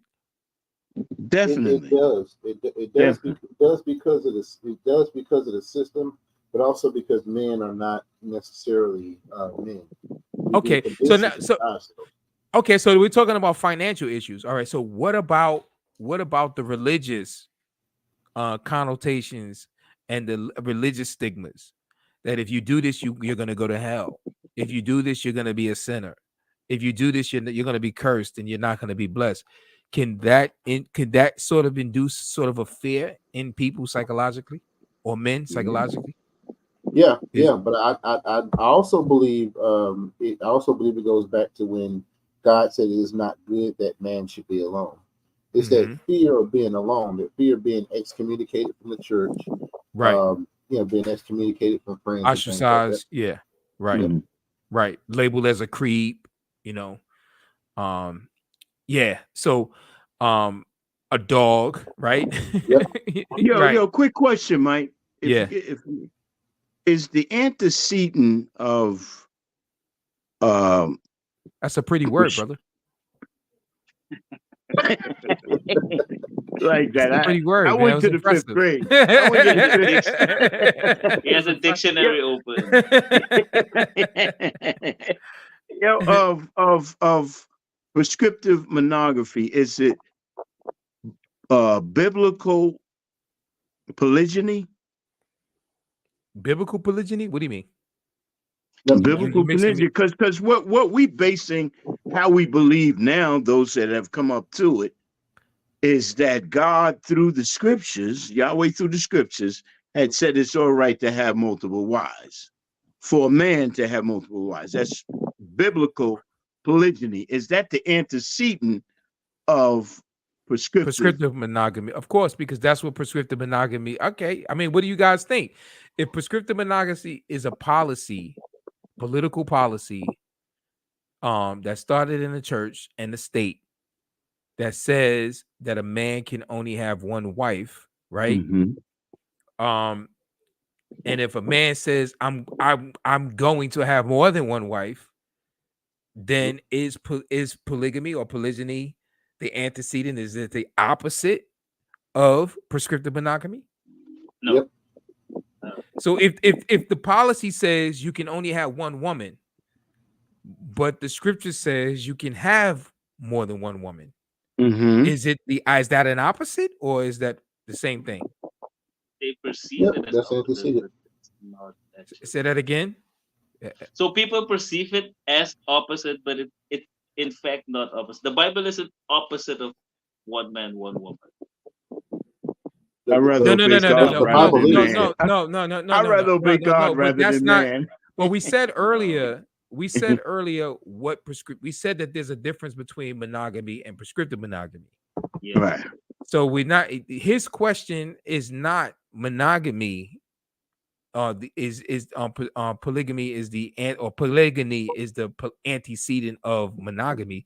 He's asking, is polygyny the antecedent of prescriptive monogamy? There's a difference between the two. Because the Bible is not anti-monogamy, right? See, that's my point. And the Bible is not anti-polygyny, right? Right. So prescriptive monogamy says you cannot have more than one wife, but scripture says you can have more than one wife. Right. So the question is it the opposite than prescriptive monogamy? Not monogamy. That's a difficult question. The thing is, if the person prescribing in the one man, one woman, it's not God prescribing, and the polygyny is biblical, then it's from God. I mean, that's which what makes it the opposite. Right. And that's the whole point of his question, is that is it the opposite? Right. And so What do you guys say? Do you guys think that the other guys on the panel, Derek, do you think that biblical polygyny is the opposite of prescriptive monogamy? I think it's the opposite because of the sense that some people take polygyny and they make it into a polyamorous, and they kind of corrupt it of how it's set into the biblical sense of things, where you have one woman and she has multiple men, or vice versa. That I feel that it's mostly a type of alphabet going on because the woman is also interested in women, and also the men, vice versa. So it makes it a whole out of order and a mess in general. So biblical polygyny would be the direct opposite of prescriptive monogamy, because it's a based in order, and the Lord works in order. And once you're in order, there's no confusion. And polyamorous and all of that adds confusion. Yes, to the whole set of everything. Okay. Could I just address like something Brother Daniel asked earlier? Well, go ahead. I know it's a little bit way back from where he says feminism. I was looking at Britannica, and it mentioned that it was brought up by a philosopher, Christine de Pizan, and that was in France, and she was actually wanted to have females be more in education because at the moment they were not being in schools and things like that. She was the first one in record regarding that, and I think that the feminism is just a tree. And everything else attaches to it, entities, stuff like that, from Easter to all these other things that attach to that tree. So it's pretty much it's like having a brainstorm, and you just have all these different tentacles to it. Right. And what would be the root of that tree? There you go. The adversary, of course. Right. And like going all the way back to the garden, like the adversary. Correct. Yes, that's why it comes right to the tree. Yes. Right. Going back to the tree. But I do believe it's different aspects. You have the Jezebel spirits. You have people who wear too much makeup.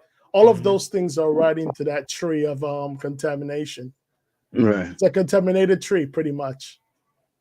Right.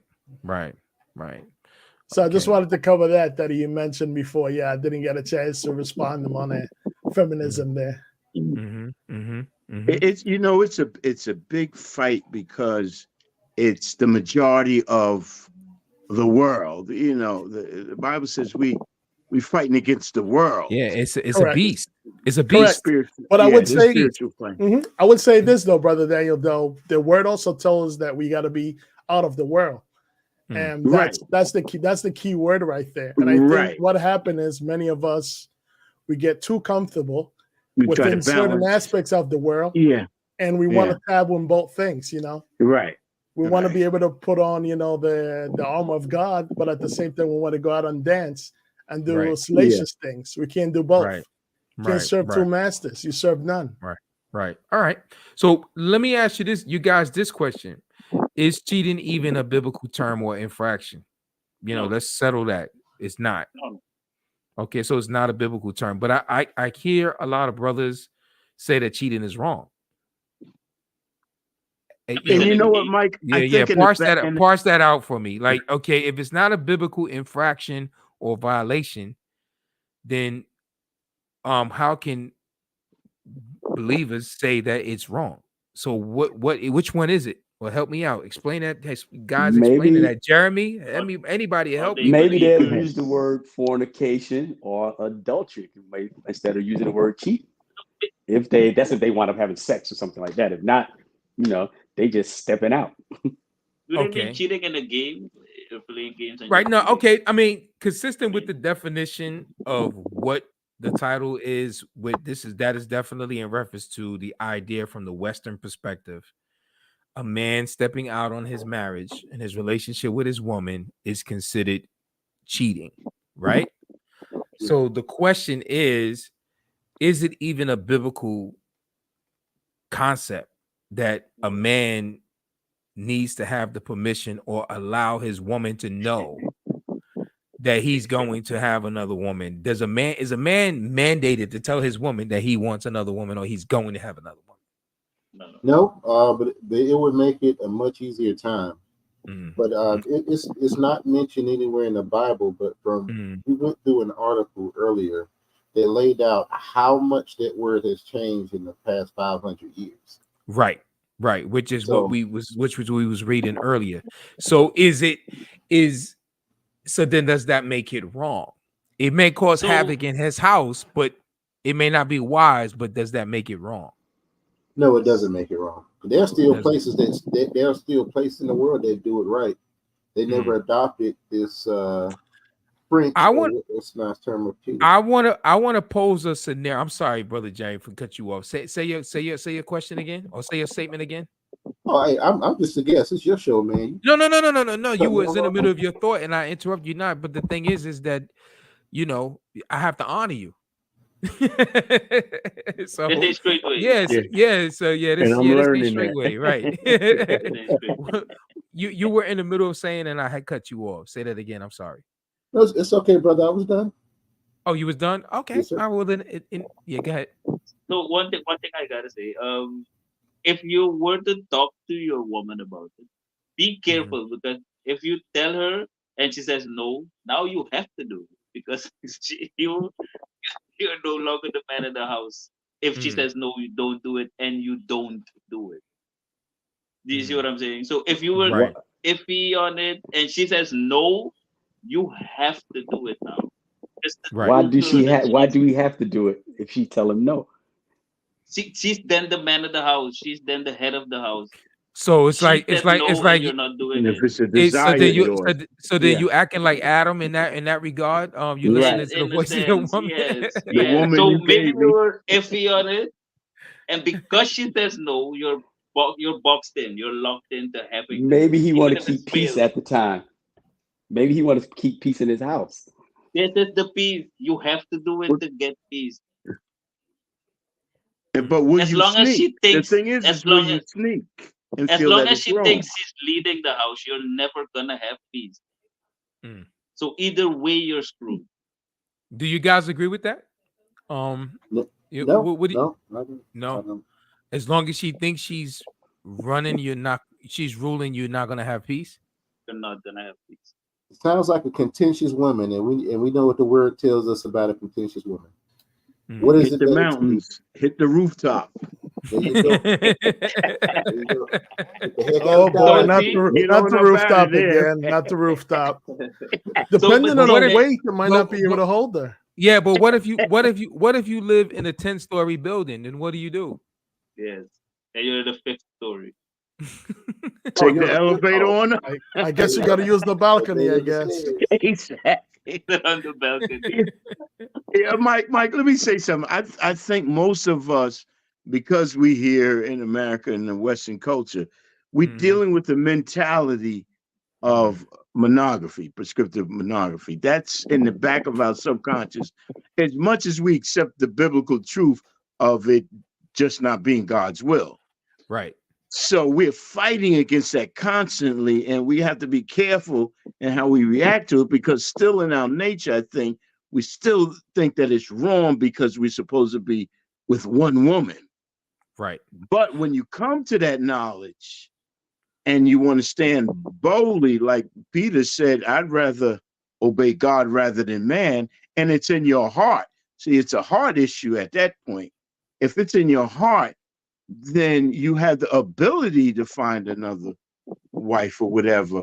But if you can't do it with a clear conscience, then you need to stay as you are, but not go up under a guilt mentality and saying, I'm sticking to this one woman. And then at that point, I think it would be cheating, because within your own conscience, you still have the prescriptive monogamy mentality. Oh, that's an interesting thought.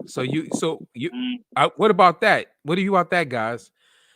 Do you think that we can even it would be safe to say that prescriptive monogamy is cheating in and of itself, being that it's not biblical and it's fraud? You're cheating yourself. Well, being in a monogamous relationship, like I said last week, polygyny is not for everybody, for everyone, and some people in the Bible, some of them was monogamous, but the problem was when the Greek and Roman came into it, they changed everything and they changed the laws. So mandatory. And just because they don't want it, that man or woman, the man might not want to be in a polygamous relationship. He might want to stay monogamous. Right. But Yes. but one thing I have to add, even the people that had one man, one woman knew that a man could have more than one. Everyone in the Bible understood this. You said no man, no.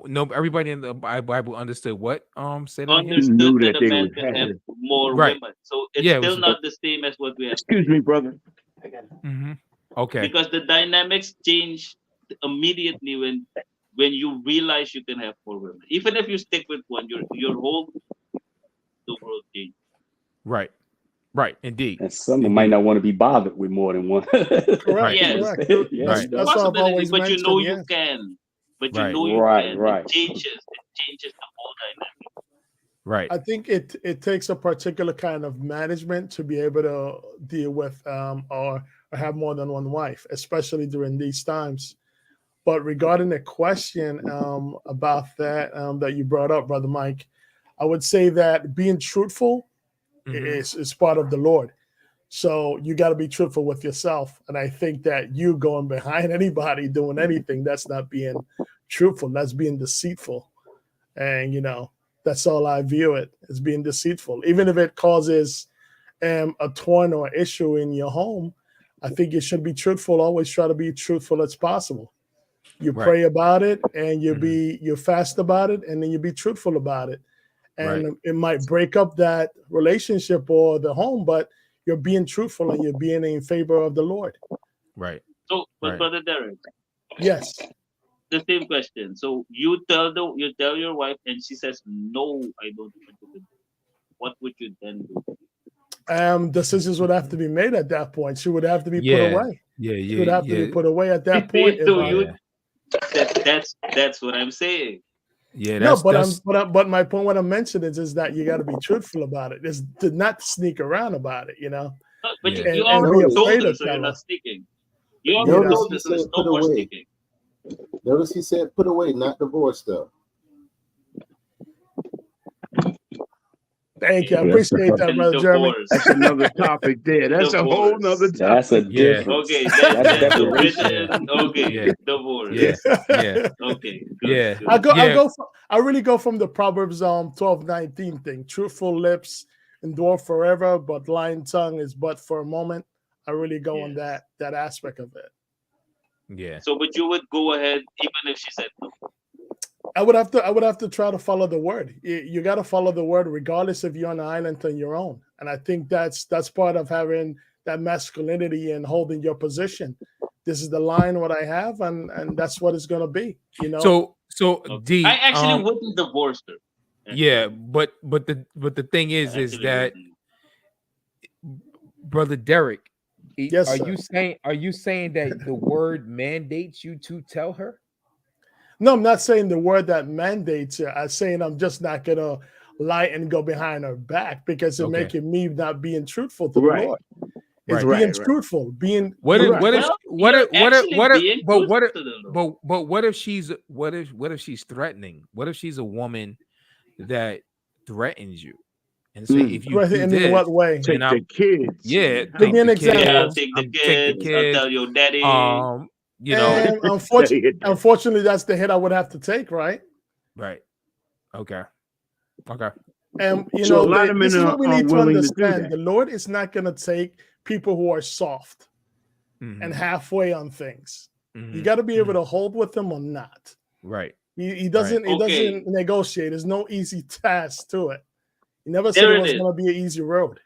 Right. There it is. So that's what I was saying with regards to the question from book. Does the monogamy make the men weak? I say no. They were already weak. The monogamy, prescriptive monogamy, is bringing out their weakness. Because if you put a strong man, it doesn't matter what situation, he will remain a strong man.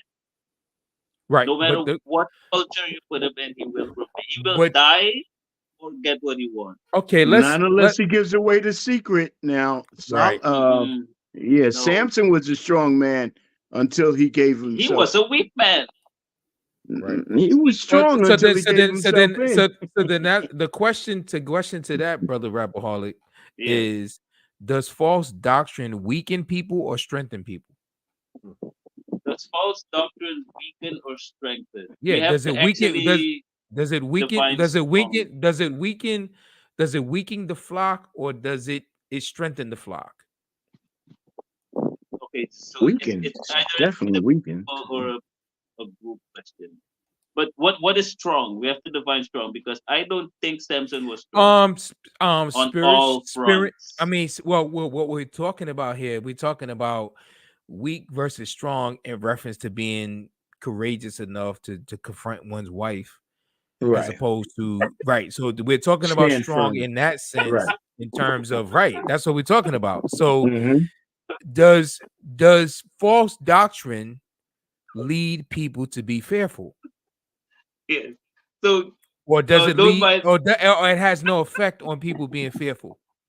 Don't mind my laughing. So the way you phrase it, fearful of your wife. It's the way I said it. Yeah, I mean, concept. It's a strange concept to me. But it's a reality, though, and I mean, it's real. Let me ask you this question: If you do, you know guys who you know for a fact that are married and would not mind having another woman or see something right, but they will never face their wife with that. They will never say that to their wife. Yes. Right. Yes. So then would it right. So would it be safe to say that they're afraid? Yes, definitely. Right. So they fear. So granted, do you think that there are men like that inside the church? The church is even in Israel having men. Right. But so do you think that those men have a legitimate fear based on what the information that they've been fed and taught for years? Yes, but this is my point. The fear was already there. The prescriptive monogamy is simply bringing it out. Well, I mean, right. But the thing is that does the truth nourish people and make them stronger? Or does it matter whether they get truth or not? They're just gonna be strong if they're a strong person. There is something to be said about a man, right? Because here's the deal: you're also dealing with spiritual warfare, right? So you're also talking about somebody being afraid of something that is intimidating them. If you do this, all of this is going to happen to you. If you stand on this, all this is going to happen to you. And so, even Yeshua, why did his disciples abandon him? Yeah. Why did Peter deny him 3 times? Because they were afraid. Right. Why did Adam hide himself? You know why? Afraid. Because he succumbed to the false doctrine of Satan. So false doctrine weakens. Yeah, it weakens a person. It makes you afraid. He said Yahweh says Yahweh said, why did you hide yourself? He said, because I was afraid. Why were you afraid? Did you eat of the tree that I told you not to eat of? So the fear came from following the doctrine that was the antithesis of, see, now you got me using that word, Brother Daniel, that was the antecedent of the commandment that Yahweh gave initially. So fear is incited by the spirit of Yah or the spirit of Satan. Satan, depends on which fear you mean. Okay, let's look at this. Let's look at some word. Let's look at some word. All right, Second Timothy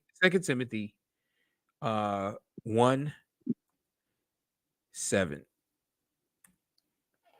And it says, for Yah has not given us a spirit of timidity or fear or cowardice, but of power and love and discipline. So if a person is afraid and they're operating in fear, it doesn't come from him. Right. Here's the other thing. Paul says this in 1 Timothy 4. Perfect. He says this. He says, but the Spirit explicitly says that in latter times some will fall away from the faith, paying attention to deceitful spirits and doctrines of demons. Okay, was it not doctrines of demons in the garden? Was it not a deceitful spirit? So it obviously wasn't a spirit that came from Yah, right? So it by means of hypocrisy of liars seared in their own conscience as with a branding iron, men who forbid marriage. So prescriptive monogamy is the forbidding of marriage. Amen. But right? then So where does I it? have Where a does? Oh wait, question. no, let me just make the point. Where does it come from? Right. So if it comes from demons, right? Demons also bring fear. That's deep. So the connection of fear, right, is coming from the false doctrine. And that's why the truth is important. But yeah, go ahead, brother. Can I ask the question? Can a man that has the spirit of the Lord thy God be afraid of this? Can the man that what? That has the spirit of Yah, would such a man be afraid of this? Be afraid of what? His wife. Yeah, it is. It is possible because we also live in flesh, or we have sinful flesh, or we have flesh that we contend with.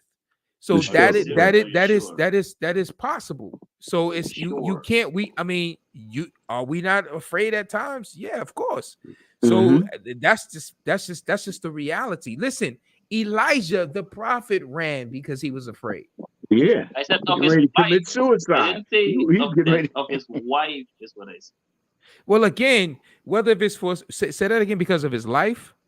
Of his wife, would a man that has the spirit of Yah, which he hasn't given us the spirit of fear, listen. That Jezebel spirit is heavy. Listen, you got men today that are literally living on the street because their wife divorced them and took everything. You have men that literally have gotten beaten up because their wives had told her family and brothers lies. You understand? So you're talking about a force. You have women that are literally, a lot of men have gotten jailed based on the lies. Someone got killed. Gotten killed. I mean, here in we know during European colonialism and the slave trade, how many of our ancestors got killed because a white woman said she got raped? So in that sense, there is a backlash. Amen. You understand? And so if you stand for the truth, any truth of Yah's word, there is a possibility that there could be persecution for standing up for that word. Mike, that fits right in what I was going to say. I was looking at this video today, and I did research on it, make sure it was true. It was this pastor or bishop, they call him, and he was 51 years old. His name is, you can look it up for yourself. His name was Orlando Coleman. He wound up marrying 10 women, different women. They say he probably divorced a couple of them. He claimed he didn't know he was married still. This case came out 5 days ago. He claimed he didn't know he was still married to the other woman. But they said he used the women to take money from them and all of that, and to live with them and all of that. So he had probation at first. They gave him 3 years probation. But after that, I think he said 10 days later or whatever, after he went to court, he wound up marrying another woman. So they just gave him a 3-year sentence for bigamy in prison because what he's doing. Yeah. Well, the mistake that he made is he applied for different marriage certificates. So once you apply for more than one marriage certificate, you're guilty of bigamy. Bigamy don't stick when you don't apply for marriage. You don't get the state involved. And that's why a lot of people wouldn't do polygyny, because they're afraid they're afraid of the state and what can happen to them. And here's the connection to the fear. The pastors are telling them that you have to get a marriage license. But some pastors don't know the truth. But it's all based on false doctrine. Right. It's based on the Council of Trent. Pastors are telling people in the church that you must get a state marriage license in order for it to be legitimate. The state marriage license is saying that you can only have one wife. If you apply for a second one and you already have a current one, then you've committed bigamy. I was watching this pastor from Africa. He was up there in age, like about maybe late 60s, early 70s, and he was married to 2 wives. He didn't tell the church. So he eventually told the church. So they asked him in the interview, what happened when you told the church that you had 2 wives? He said some of the pastors in the church left him alone in Africa. They don't want to be bothered with him. And other churches is accepting him now. He said he couldn't hold it from them any longer. He had to tell them. Right. I mean, listen, I would say that there's a legitimate fear when anything risks you being put out, shunned, ostracized from your whole world, your family, your children, your money, your livelihood. That's a lot. I mean, think about the rich young ruler. He was afraid to part ways with his money. When Yeshua says, sell all you have, give it to the poor, and then come follow me. He was afraid. He put his head down. He walked. You know why? Because he valued his treasure more than he valued following Yeshua. But his disciples. Look at, yeah, got. I'm sorry. I was going to say, but look at what Jesus said. The extent of being a follower of his teachings, of being a disciple. He said, if you hate not your mother, your father, your sister, your brother, yea, and even your own life, you got to come against something that's within you that's saying, I may be doing wrong. But when you reveal the truth, you got to take a stand one way or the other. And it's a crucifixion. He said, if any man come after me, he got to deny himself. And that's where it's just deeper than just words. Could that be the reason why the devil uses the people that are closest to you? To incite the fear the most. He even tried to use it with Yeshua to get his mother and his brothers to stop him from teaching. Definitely. You know what I'm saying? Like he went to Adam's wife. He's always going to try to use the people closest to you. Point. You know what I'm saying? Because there's an attachment, there's an emotional attachment.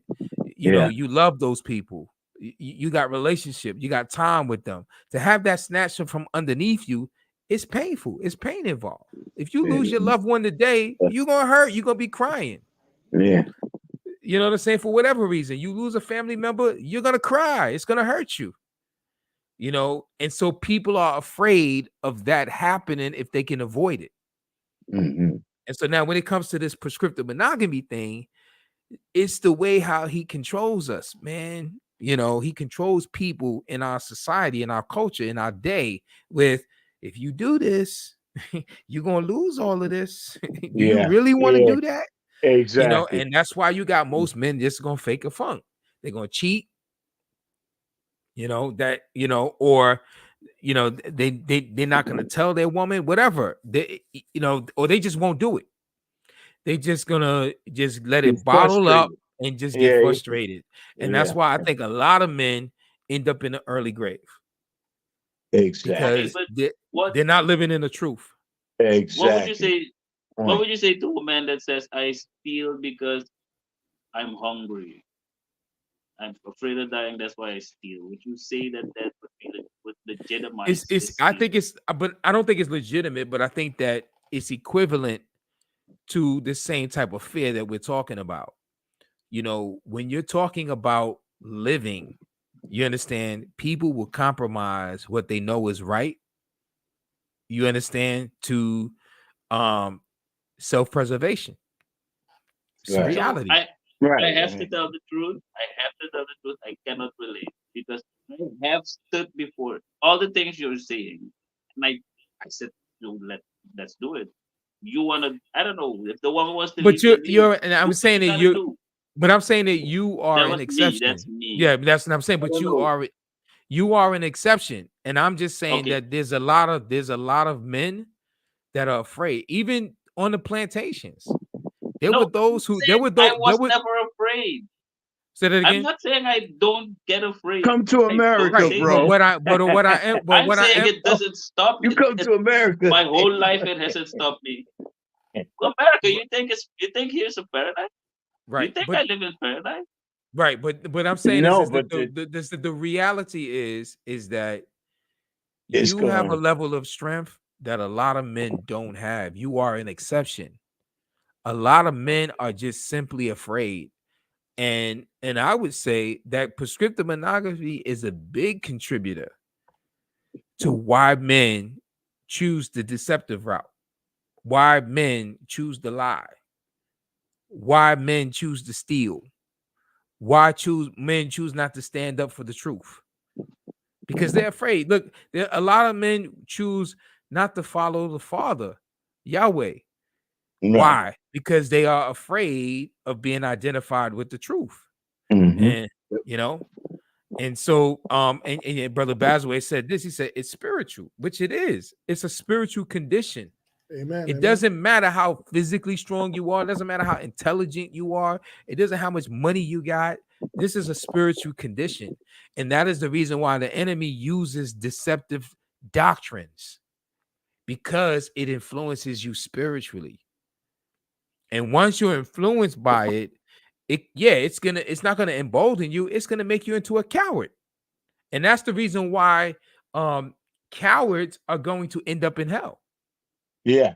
Could I add something else there, Brother Mike, with that? You're gonna end up in hell. Add something there? Yeah, go ahead. Oh, yeah. Yeah, regarding brother Daniel, it's not that. I think what Brother Daniel was trying to say in America is a little bit is the same thing. We no places of paradise, but I will put it as an example of history. It's just like when in Rome, the closer you are to Rome, the more that stress level is in a different way. Right. And that in your area, it's not that he's saying in your paradise. It's just that the sun is hitting you, the stress level may be on a different frequency. It's like you're closer to the machine that is spreading out this to the world. It's a little bit much more precise. It's like being more closer to the sun. That's all I think he was trying to get across. But he doesn't say that you're in a paradise. I think that's what he was trying to convey. And the laws are different. So if you live here for a couple of years and where you are, then you can make an accurate estimation. Right. No, I was just giving an example. I wasn't saying that. I was just giving you an idea where it's coming. Because even during Egypt time, there's always a main central place that situation is being used, where it's being spread to the rest of the world. Right.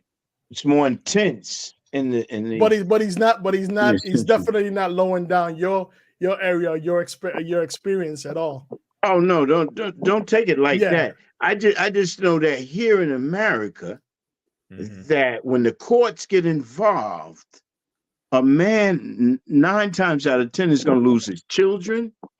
And these are things that he worked for. We have a gentleman here married 39 years. So there's been a big investment. It's a stronghold. It's going back in one family. So for him to bring this truth, he has to decide whether he's going to submit, because like we said earlier, a monogamous relationship isn't wrong. Neither is polygyny. Polygyny is wrong. Right. So if you choose monogamy, then be faithful to it, but know within your own conscience and in your own heart that this is the way I wanna live. Don't be hypocritical about it, because then you getting into, I think if you'll be getting into a deeper thing of lasciviousness, fornicate, it'll go. This is what it'll be a fight. But before you read, this is what I mean. This is not personal, but I've seen of her, even I think it's an uncle of mine, was in exactly such a situation, and he simply said, "Then take the children, but you're not gonna be my boss." So he was placed in the most you can imagine, the most tight position you can even think of, and he said, "Simply just take it." Take whatever you want.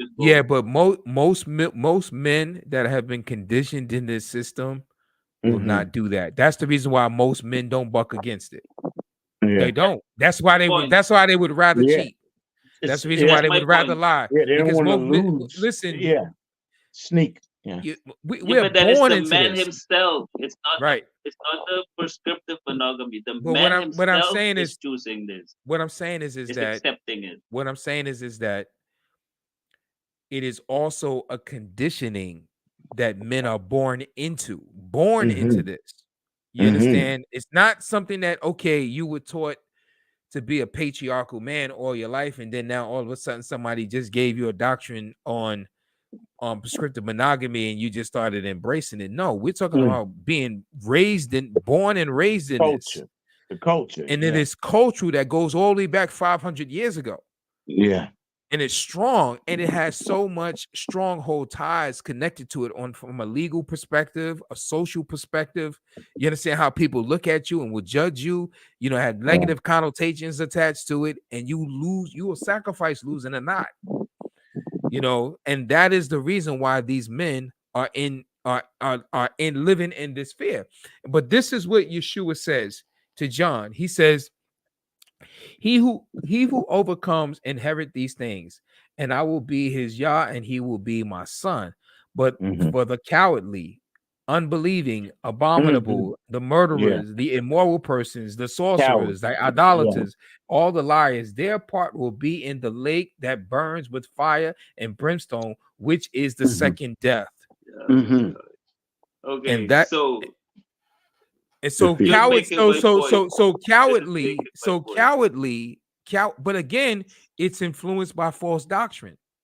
All of this is influenced by false doctrine, and there are going to be people that are going to go to hell for being cowards. That's particularly men, right? But this is my point. How does he know that these are cowards? These men have been placed before the fire, and they are afraid. Right?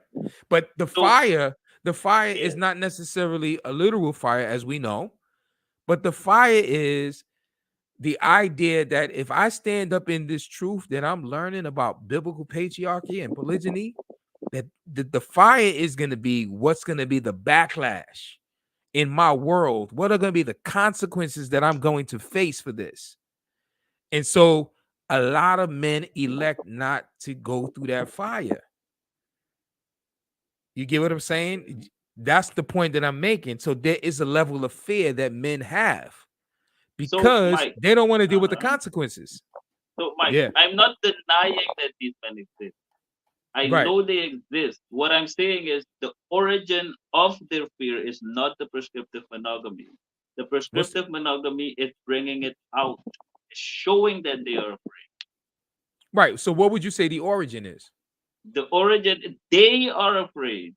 Yeah, well, I mean, it's quite natural. They are weak men by themselves.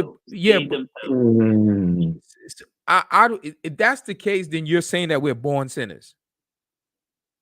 But we are born sinners. We're born in sin.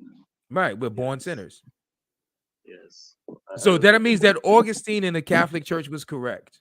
That people are just born that way. Yeah. In what sense? In what sense? Well, I mean, in the sense that what this text says. It says that there's going to be coward people, and you're saying they're just like that. It's them. It depends on what. No, what I'm saying is that it is a sinful nature, a choice that they have made because they're being held accountable when they don't have to. Right. They're being held accountable. It's not what they are, it's what they choose to embrace. In other words, Adam choosing to listen to the voice of his woman, or King Saul choosing to be afraid and listen to the voice of the people, right, over Yah, was a choice. And he was held accountable for it. Adam was held accountable for it. Okay. So it's still, at the end of the day, it's not them, it's what they choose to embrace. Exactly. Let me answer the question. Because your fear is not you. Exactly. You understand? There's a distinction. Let me answer the question. I think the difference would be what you said. They're afraid of the backlash. Right. And I didn't say I'm a fearless man. Right. I'm human. What I say is, if I am afraid of anything, I would be afraid of letting Yeshua down. Right. That is higher than the fear of anything. But here's the key component to that, brother. The reason why you're afraid is because of your insight and your focus on what his word says. Those cowards were more afraid of the backlash because they're not focusing on what the word said. In other words, it's like Yeshua enduring the cross. because of the joy that was set before him. Right. You understand? He understood that the script doesn't end at the cross, or it doesn't end at his death. That there's a story continues after that. You know the story after that, and they're not looking at that. They're looking at the immediate threat, the immediate danger, as though what Yeshua says beyond the threat and the danger, the immediate threat and the danger doesn't exist. So they put more faith in the threats of humanity than they do in the promises or the warnings of Yeshua beyond it, this day and age. That's the point that I'm making. But then you're getting my point. We're actually making the same point. Then that means that we disagree. We're probably just wording it differently. Yes. But I just would say that they themselves, like, you're not your sin. You're distinct from your sin. You commit. Right. You commit your sin. Your sin is something that you choose to do. Right. So people are not cowards because that's who they are. People are cowards because that's what they chose to embrace. Exactly. They chose to be a coward over heeding to the voice of Yahweh. And for that reason, fire and brimstone is going to be their judgment. That's the point that he's making. Yes. And then back to my point is this monogamy only, the prescribed monogamy, is bringing out that this is their choice. Do you get my? I'm focused on the question. Yeah, right. That is. Does monogamy make men weak? I say no. Right. Let me put the banner back up. Let me see. Does prescriptive monogamy? I'm focused with the question in mind. Right. We're already cheaters. That's what I'm saying. Okay. This situation is simply bringing it out. Right. Okay. They already were cheaters. Right. Mainly because they cheating on what the word says. In that sense. Not because they themselves are inherently cheaters. It's because they cheated on Yah. That's what I mean. Okay. I mean a man is a born cheater? They cheated because of fear. Right. It wasn't that they didn't believe. Well, because like I said, you got a choice between monogamy and polygyny. You got a choice. Let's say you don't know about polygyny. You don't know. Yeah, but what I'm saying is that the question is saying, does prescriptive monogamy then lead men to cheat? So in other words, prescriptive monogamy, first of all, if there was no policy that ever existed called which consists of prescriptive monogamy, then it wouldn't lead men to have to feel like they gotta hide. Yes. Right. You get what I'm saying? So the only reason why men feel like they have to hide is because of this policy, this doctrine. Man-made, yeah. So the elephant in the room is prescriptive monogamy. Yeah. I think it goes back to education on polygyny, because I've been studying it for like maybe 6 months. I've been studying this, and I never heard the word polygyny before, but I heard the word polygamy. It's a difference. Exactly. It's an umbrella. Under polygyny, you have polyandry. That's when a woman with more than one husband. That's unbiblical. Then you have polyamory. That's when everybody, the man loving a man, woman loving a man, and they have these TV shows now with polygamy and all of that. So, and if a person looking at that on TV and they don't understand the difference between polygamy and polyandry and and polygyny, they're gonna think it's wrong. So people have to be taught. So if you're not taught, you're gonna believe what you see on TV. You're gonna believe the Latter-day Saints when they had, all them wives under polygyny and all that stuff, having sex with their own relatives and things like that. You're gonna think it's wrong until you use the word polygyny and you start studying it and seeing the history of it. And if you see it in the Bible, in scripture, you carry out the scripture, and the person can't deny it because it's right there in black and white. They can't deny it, that God, and you can look through the Bible from Genesis to Revelation, and you will never see where God called it a sin, and never see where it was stopped at. You'll never find it. So but isn't that for yourself? But isn't that the whole point of why the enemy uses false doctrine in the first place? There's a whole lot of things that people overlook in the scriptures that they're going to be held accountable for. That's sitting right there inside the scriptures. There's a whole lot of things that people overlook that they're gonna ultimately This is just one of the things, and that's really the whole purpose is for him to steal, kill, and to destroy. Exactly. You know, I'm gonna get you in this area over here because I know this is a weakness for you, right? I'm gonna get you in this area over here so that I can steal, kill, and to destroy. Right. Yeah. And some people are not going to accept it. I have a different vantage point on this. So there's more than one reason why I say what I say. I have had talks like this with men that I know who are known players. Right. A wife at home and then other women. And the other women know he has a wife at home. Sometimes the wife at home knows he has other women. She just acts as if she doesn't know. So I've seen this happen. Now, when I talk to these men and explain to them, hey, you don't have to do it. You can have more than one woman. They themselves get angry. They're happy that, hey, you don't have to cheat. No, they're angry because now they have to take care of all their women, which they don't want. They like to smash and dash.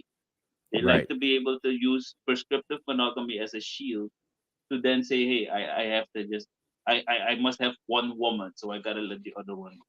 They use it as a shield, a way to ease their conscience. You get my point?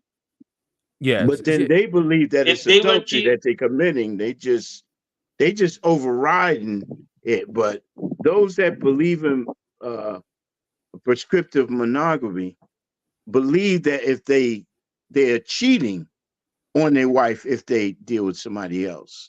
Every player believes in prescriptive monogamy. Every one of them. You can't be a player if you don't believe that. Yeah, brother Juice Jacobs made a good point here. He makes an interesting point. He says, if a man is faithful to false doctrine of monogamy only, that doesn't make him a coward. It means he's deceived. I definitely agree that there's deception involved. Yeah. Trying to fear the Most High incorrectly. He's doing what he thinks Yah wants. Right, he's doing what he thinks Yah wants. Right. All right, that's a good point. How would you deal with a man that is he's cheating and he learns about polygyny and gets angry? I've actually seen men get angry. They don't want to talk to me even anymore because of this doctrine. Right. If it really was the prescriptive monogamy that made him cheat, he should have been happy to hear that it doesn't exist. But he's now angry. So that's why I'm saying it's not the prescriptive monogamy. Yeah, but the thing is that the prescriptive monogamy is not just mandated for him. It's mandated throughout the society. So it's not the backlash is not coming from himself. The backlash is coming from what others are going to do to him if he stands against prescriptive monogamy. Right. And that's what I'm saying. This is a pervasive doctrine that does damage pervasively. You understand? And so the result is that the whole society is underneath its force. And so a man is not afraid because he don't think that is wrong for him to do. He's afraid because of how other people are going to react to him standing up against prescriptive monogamy. Okay. And it's a general, in other words, it brings about a general sense of fear throughout society. But the verse you have there, Yah is holding the man accountable, not the backlash that comes to it. He's holding the man in question. Exactly. And so what is he holding him accountable for? Because he's afraid of what the people are going to persecute him for making a stand in Yah. He's afraid of that persecution. And that's what makes him a coward. Yes, it's still on the man. It's his choice, right? Okay, so here's another one. Is cheating evil? Oh, we did that one already. This was no. We did that. Okay, we did that one. Okay, I want to show you guys a video. Let me pull up this video. It's a short video. It's a little comical, but it's about what the rules of prescriptive monogamy. What are the requirements? And it's a woman telling us. Let me go back. Get the volume. Yeah, let me go back. Okay, here we go. I don't hear audio.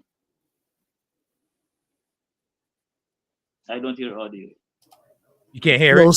No sound yet, brother Mike. Hold on a second.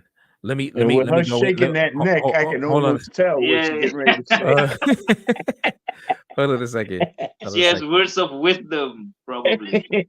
With that neck shaking. Yeah. I can tell she ain't submissive either. Oh, what gave it away? What's that word again? All right, that evil word submission. Let me. Yeah. Can you hear it now? You're triggering a lot of people. Still not. Hold on a second. Daniel, what gave it away? What gave her away? The spirit of it. Because she there's ain't no even got to sound. speak the spirit behind. There's no sound that you can already say she's not. Yeah, the spirit. With no sound. that pose right there. That one right there.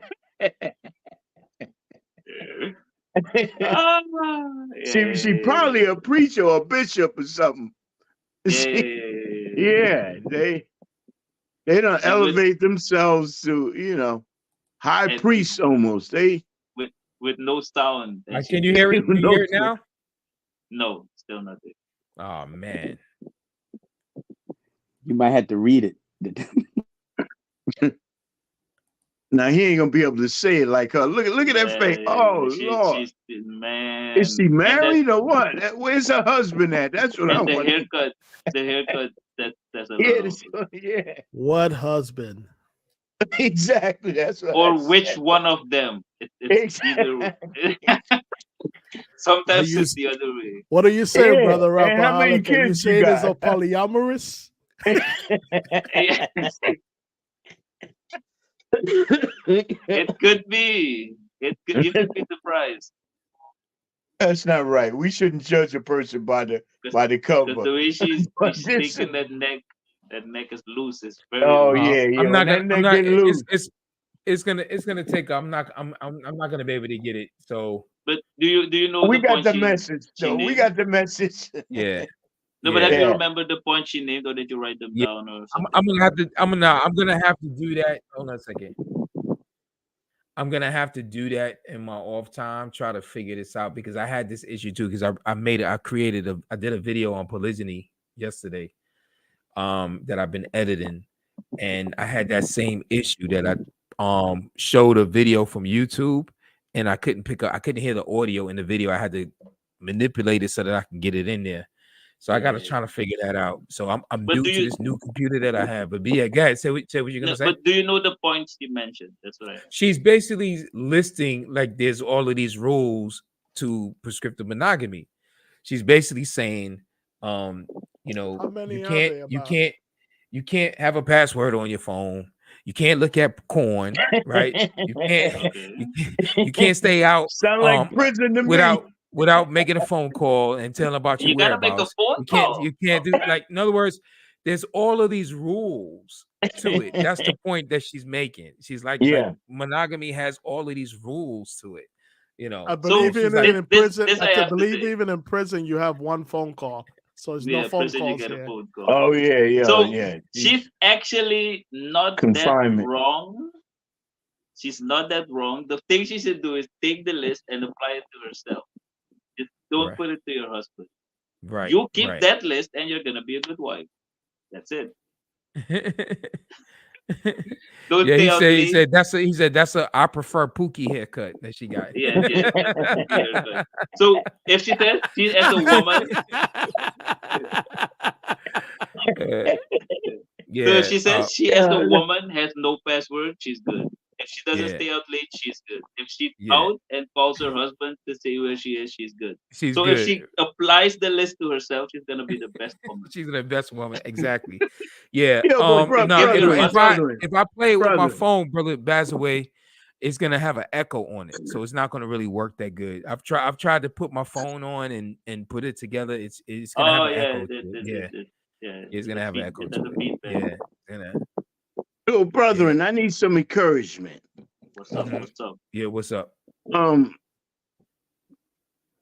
because I've yeah, grown. Manilo said, hold on, Manilo said Pookie gonna be cheating. Yeah, no, but go ahead. Yeah. She's waiting on. Yeah, go ahead, man. Y'all joke around a lot, man. Yeah, y'all showed up, dude. This is serious. This is serious, man. Yeah, he's trying to lay out his heart, man. I'm trying to get serious now. Come on. Let's hear it. Let's hear it. Okay. How do you deal with one that's biblically knowledgeable, even after you knock off all the scriptures that they come with, but still want to maintain? Because I was looking at the fear. I don't have the fear of leaving and losing. I would like for her to be a part of the truth. Yes. You know.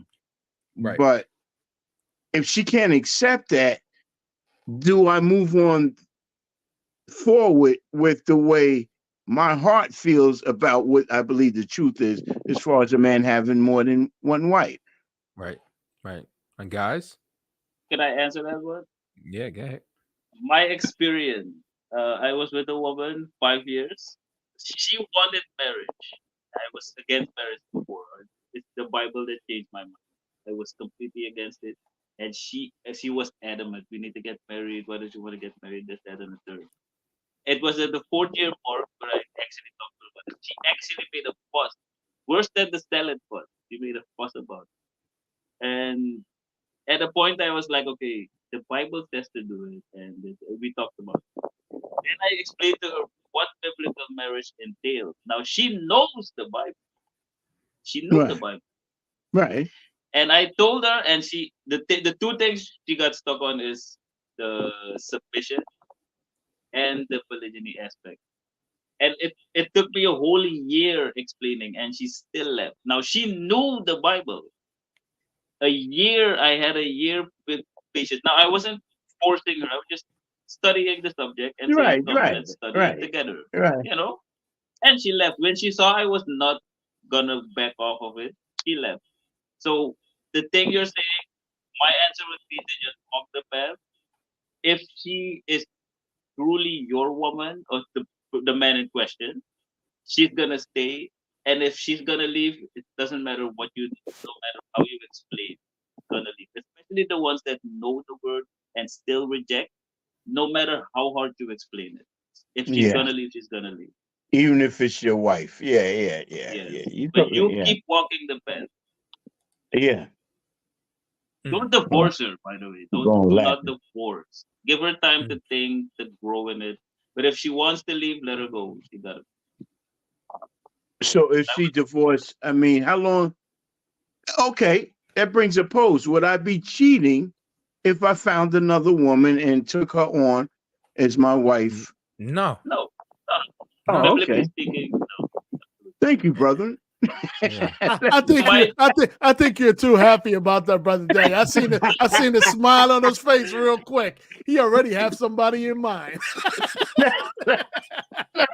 I just don't want to be cheating. Yeah, I got a little taste of that. Your face got real happy real quick. If she's single, if the other woman's single, then you're good. Right. I understand the definition of adultery for sure. But to the question, I don't know what the other brothers, their experience is, but mine, if she knows and still rebels, that is, I don't think. Right. Well, she knows. Yeah. She clearly knows that. Yeah. What about the brother 39 years? I want to hear from him. 39 years. Let's hear Tony. What do you want to hear from me? What do you recommend I do in my case? Yeah. Oh, it's your case. I thought it was a hypothetical case. It's his case. No, I said I was asking for encouragement and exhortation. Yeah, he said encouragement. Right. Same answer, by the way. Yeah. No, you said don't divorce. I got what don't. No, but stand on Yahweh's word. Stand on His word. Yeah. Maybe she needs time to understand. So it would be. Well, I'm giving her that. I'm giving her.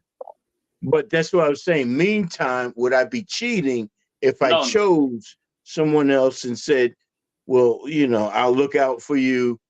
Because the Bible says if you take upon another woman, make sure that you could take care of that one. Yes, yes. Hmm. As long as you Then take care the of them funds both. is gonna get real light. No, it all depends on So, what your position is, like what you have, what sure, you yes. financially, yeah, and Right. that's the other thing too. It's a misnomer, and That it's you a need real lack money. of understanding, right? That you gotta be this rich Yeah. person and stuff and whatnot. Right. Yeah, I say that's this. not I true. say this. You Pay need for the money What for you need, prostitutes. what you ain't need gotta is pay for the weed. cooperation. That's what you need. Yes. You need You're right. You need money for cooperation. prostitutes. Prostitutes require a lot of money. Yeah, Not wives. Wives yeah, actually just bring more money. yeah. Vice versa said a Mhm. man taking another woman is never cheating. No. Yeah, Mm. Yeah, but that's a brother fact. Tony, Who's what that? was his? But it's Yeah. 39 years. Yeah. Yeah. So why would you want to divorce her? That's what question I want to ask. Yeah. No, Oh, the I don't headache, want the to. I don't headache, really the want to headache, divorce her. I want her to Okay. be the first wife and headache. just add to it. I don't Well, want Yeah, to my divorce her. question one is, what if she don't go for it? What you gonna do? one thing that That's what. I would, yeah, I mean, did you have an answer for him, Tony, or that was just a question? I was asking him what what did he do? What would he do if his wife don't go for that? Right. Yeah, what do you The do? headache makes you want a divorce. I get that. Right. Yeah, Well, Western one men. thing Vice versa I'm says, not in fear. I'm not in fear of going to that extent, and I believe it would be me. Like she told me, release her because she believes that part of the law that I have to release her. right. So, Says who? it says Does according to the the law? scriptures. No, According to the I mean, scriptures, that if she wants to go, then Why yeah, not she the can. whole of the law? Why Yeah, keep right, that part right. and And not it's all? yeah, if she wants to go. But the thing is that um one thing that you have to realize is that how long here's a question. And this is what I talk with brothers, because a lot of brothers are like similar in your situation. Like they're right, frustrated because they come into this understanding and right, their wife is not there, right? You see the right. light. And there's tension. How long has it been since you saw the light biblically? Yes. Biblically, how long has it been since you saw scripturally that it's not a sin for you to have more than one wife? It's been about 2 or 3 years, and she Okay. knew then. But the thing was that I was practicing before I realized that there But was were nothing you wrong with it. Right. but was she practicing? Oh, okay. But was she you, in other words, you didn't really feel that it was anything wrong with it, right? No, he But actually you was. did, yeah, but he right, but He were thought he you was doing practicing? wrong. Right, Then he Right. that's At fixed one that's it. time, I was under. no, Yes. that's what I'm saying. So I'm saying Right. here that I asked you specifically, when did you come into the biblical understanding that nothing is wrong with it? And you said 2-3 years ago. Right. Right. What I'm saying to you, you said, and then you also said that she came into that understanding, or she was made aware of it around that same time, 2-3 years Right. ago. Right. Right. Right. So Right. here's the question. How long have you been in the word? How long have you been a believer in the word? Oh, way before then, both of us were. How long? Give Because me some years. Yes. Yes. I got 13 with her, but I've been in the word for 40 years. For 40 years. How long 40 has she been? years. How long has she been in the word? About just as long. Okay, so About here's my just as point. long. Here's my point. Yeah. Again, so if you say 2 to 3 years to come into the understanding, right? Going back 40 years ago, right? Right. 2-3 years is a small amount in Yes. comparison to the totality of 40 years. Right. So for most of your existence of being a Bible believer, you were been in in the error. dark, right? You've been Right. in Right. error, In the you've been dark. in the dark, right? Right. So it didn't happen that fast. like It didn't that. happen Right. overnight, right? It took Right. time for you to get to where you are at right now. The reality is, like, just like it took time for you to get there, who's probably more eager as a man to be able to have multiple wives, Blue right? And balls, her you know, as a woman, although- right? It's the process for her is gonna more than likely take longer. Right. And so you the thing is that you have to give grace. Think about Yahweh. Right. I believe that. Is the Yeshua is the head of the church as the husband is the head of the wife. That's right. Okay. So he been waiting 40 years for you to come around to the knowledge of the truth, right? And you his wife, right?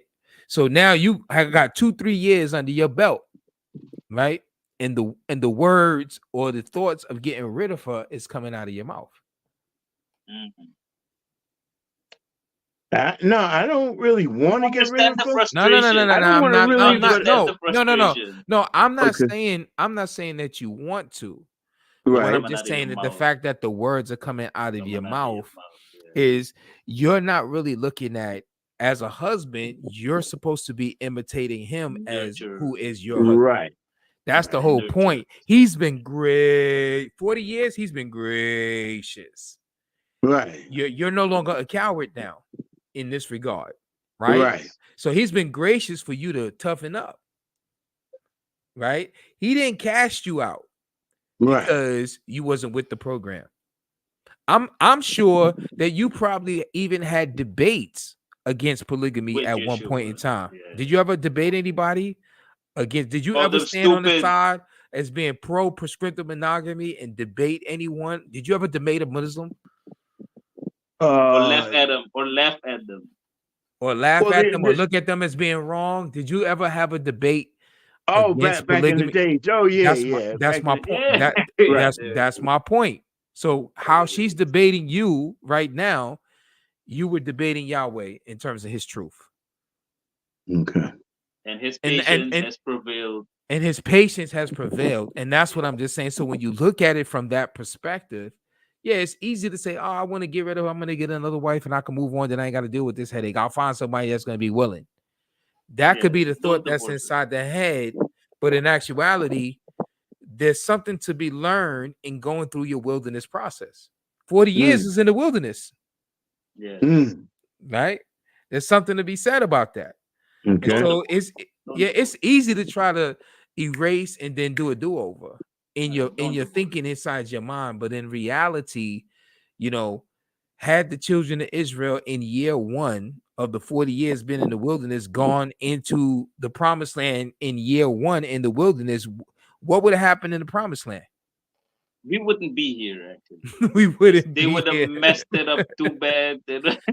They needed, according to Deuteronomy 8, they needed to be purged. Yes. It was intentional that Yahweh take them through that's patience. Yes, they would have messed up.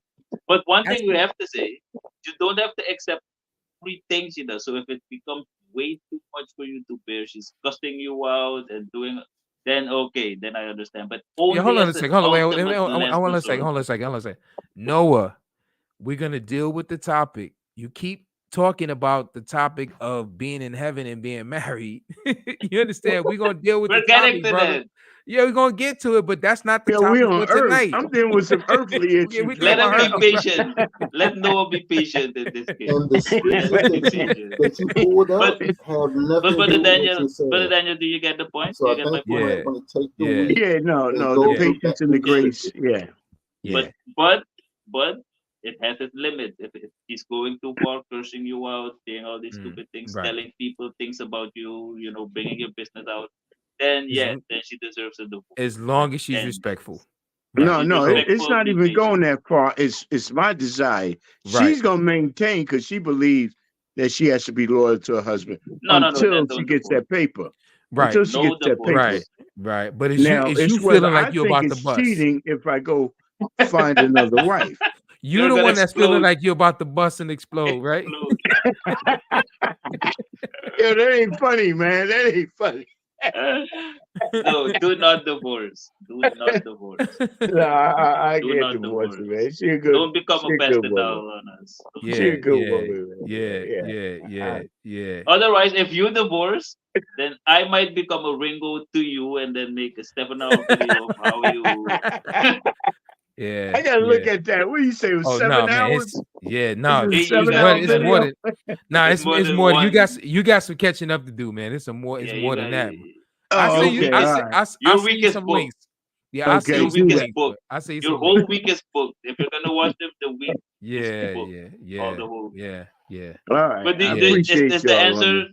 is the answer sufficient? Are you happy with the Yeah, answer? no, I appreciate it. Yeah, Yeah, give me another perspective. you just gotta be gracious, man. You Yeah, are lay back. Yeah. you are the Messiah to her.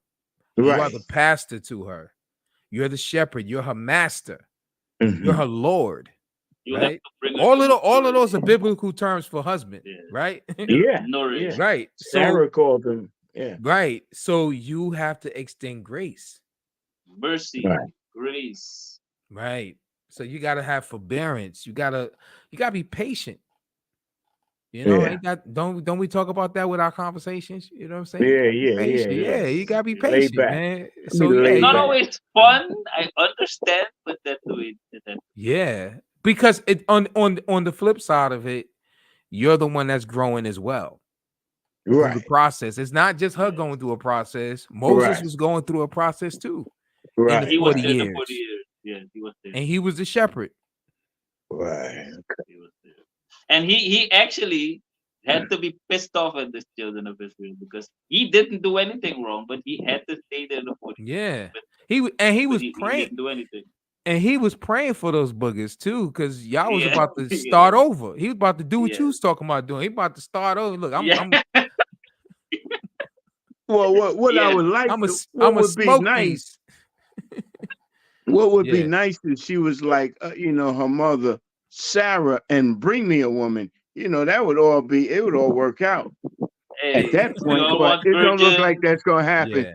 No, But I'm gonna tell you, my brother, I'm gonna give you a revelation. She ain't there yet. Look, Sarah is generational, so her mother was probably submissive, and her grandmother. Oh, she's the mother of faith. It's a combination. It's a combination of coming into this truth, coming into this understanding, feeling pissed off because you've been lied to all these years. Yeah. You understand? And at the same token, it's like, yo, I see some things out here. You know what I'm saying? So you got all this emotion going on, and it can make you angry. You know what I'm saying? You get frustrated. Yeah, that's a lot. But you listen. You don't want to act out of haste. Right. Exactly. Right. And a lot of times we think we're ready, and we're not really ready. God knows you're not ready. Right. Not for what's out here. Jealousy. And because just because you got through 2 or 3 scriptures under your arsenals, that don't mean that you are ready. Knowing the scriptures and having patience is 2 different things. Yeah. Patience has to be developed over time. Mm-hmm. Through some tribulations. It come through some tribulations. Yeah, because the trying of your faith produces patience. You're right. So with me, the patience actually came from what you just said. Understanding so Yah has been this patient with me. How can I be hasty with someone else? Right. Exactly. And be grateful. And Yeshua's parable about forgiveness. How can I forgive my brother? How can I ask for forgiveness of this little thing that I owed the master, and then my brother that I see that owes me much smaller, in comparison to the great thing that I owed, right? So it's about mercy, forgiveness. It humbled me. Right. And there's lessons for you to learn that will prepare you for what it is that you want. So the wilderness was to prepare for the promise. Amen. For the ministry. It was preparation. So when you get on the phone, you need to tell your baby I love you. You watching the you stream? The one. Should I say you the one? Is she watching the stream? Because we're advocating in her favor. Yeah. Go ahead, brother Jeremy. I love that he. Don't forget. I love that he asked the question. Daniel, Daniel, I love that. I love that you asked this question because if a woman were to see this, she might think we hate women, and now we're advocating for a man to not divorce his wife. Because that's So what biblical patriarchy is all about. Right. yes, Right. but you It's can say ultimately we for the hate protect. women. Listen, Let's polygyny benefits the woman the most. more, yes. It's for the benefit of the weakest of among us. Prescriptive monogamy abuses women. It causes women to accrue high body counts. One. Baby mamas, two. Baby mamas, right? Can I add one? Can I add one thing, brothers? Poverty, right? What? We're listening, Brother Derek. Yes, I would say if we ever look at a lion pride, you ever see the lioness, how they work together, work in unison? Yes. That's how it's supposed to be in that manner. Yes. See, once in a while the lion might step. Once in a while the lion might step in, but you see how the lions, they hunt together, they gather together, they defend together. Yep. You have a strong fort there. There it is. It's a great example in nature. So you can't actually be polygynous if you don't, like a biblical marriage, if you don't love women, you don't value women. Is that what you're saying? I'm sorry. Say that again. A biblical marriage wouldn't work if you don't value women, because people usually think we don't. Of course. And that's the thing. Like, you know, that's the beauty of Torah, is that when you really look into it, it is driven on the philosophy and the spirit of justice and mercy and benevolence and love, right? that's the whole heart of it. You know, it's because of his grace. Like the law is because of Yahweh's grace and mercy and love. He's gracious, he gave us a law. Right. But let me bring this point. Ephesians says that you're supposed to love her like you love yourself and cherish her. See, that's what she brings to me. Can you cherish 2, 3 women equally? And then I tried to bring it. Well, look, you got 7 congregations in Revelations, so it doesn't mean. But she was like, "Nah, the church is one. The church is one." So So, you know, can I go into that? Yes. So do any of the brothers, maybe they want? Yeah. Derek, Jeremy, Tony. Can you love more than one in the way how equally? Ephesians he used 5, the word equally. Yeah, you die for them, cherish. The problem I have is with the word equally. That's what I have a problem with. If you will see something in one that you won't see in the other. Manilow said, "Nah, tell her you one of the ones."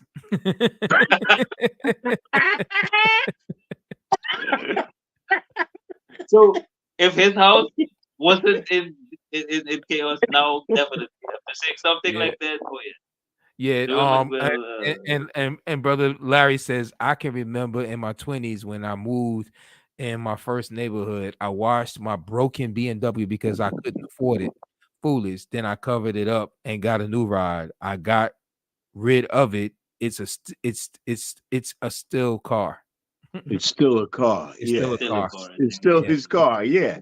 Yeah, it's still his car. He just got a new one. He just got a new one, but he still got his car. Okay. Yeah, he said, Manilow says, I have 4 cars. I like all of them. The BMW is my favorite, but I can't get rid of any of them. I work on all of them. But the favorite, he used the favorite. Yeah, and Larry says you love them. Which is the possibility? You love them according to their measure, like he does us. Yes, that's why I said equally. And then Viceroy says this. He says, can you love your children fairly, even if you have several? Of course. Of course. And you might have a favorite. Exactly. But you can still extend how would you say, equity?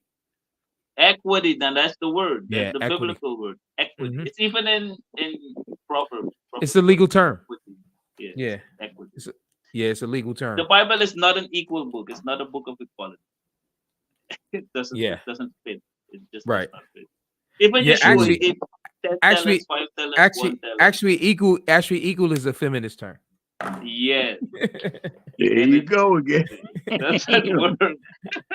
So the question you asked, I only have a 50-50. problem with the word equal.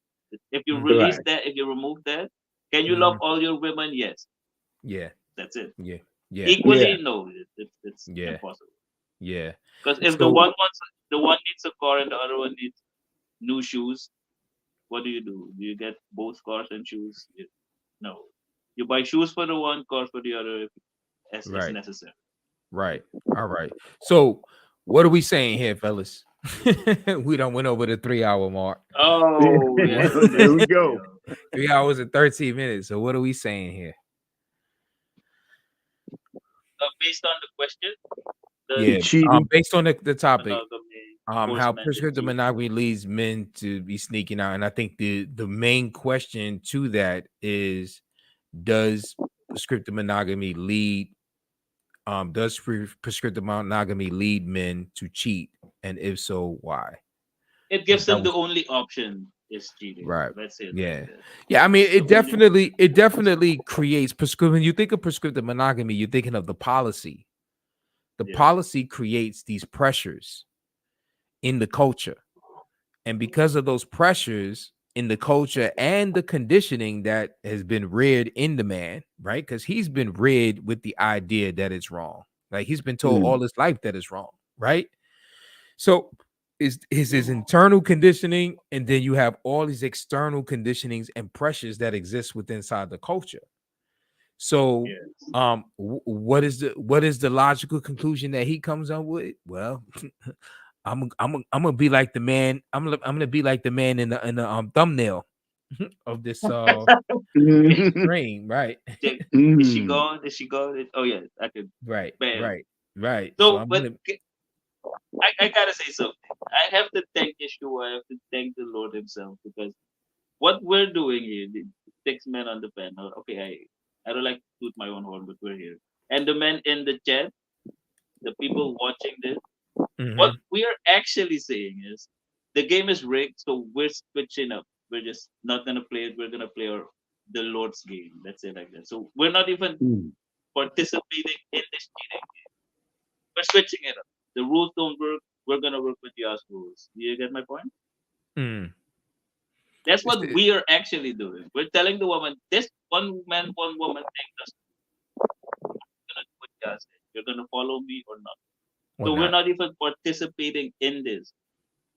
We here, biblical men.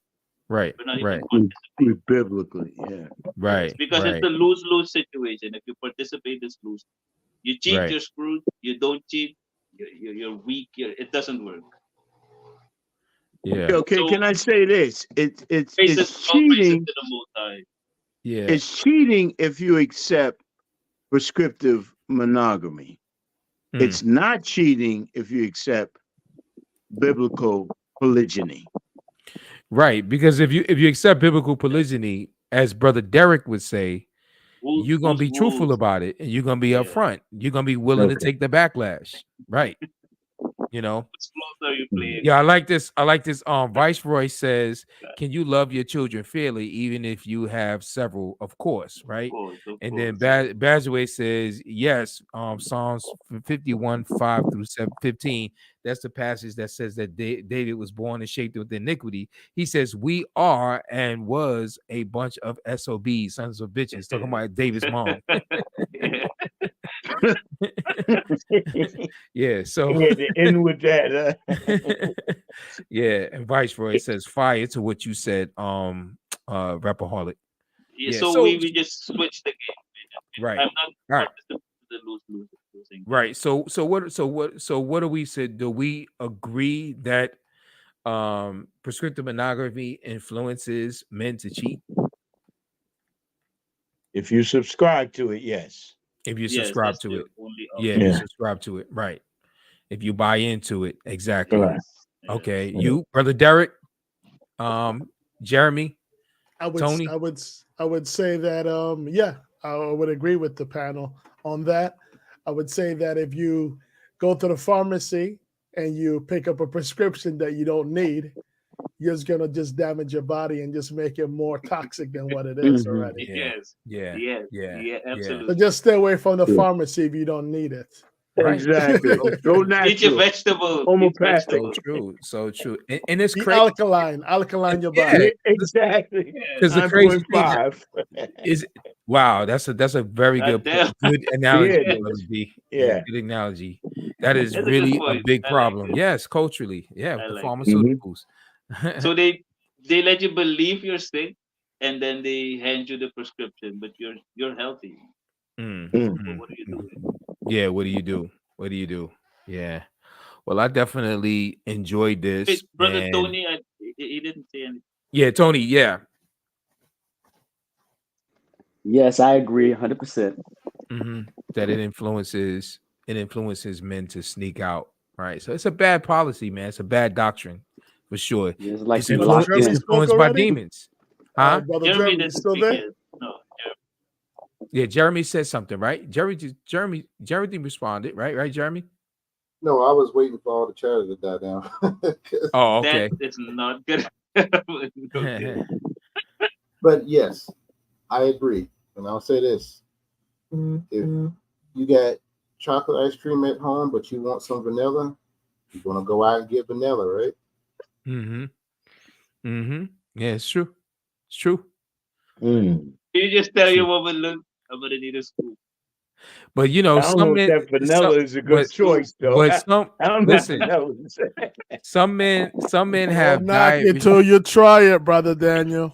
Listen, some men have diet restrictions, and they on a no eat ice cream diet, right? Prescription, and they gotta hide from their wives because the wives are agents for the doctor.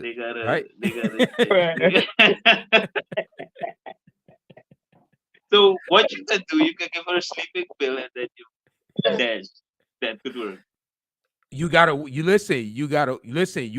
till she goes to sleep, and then you can do this.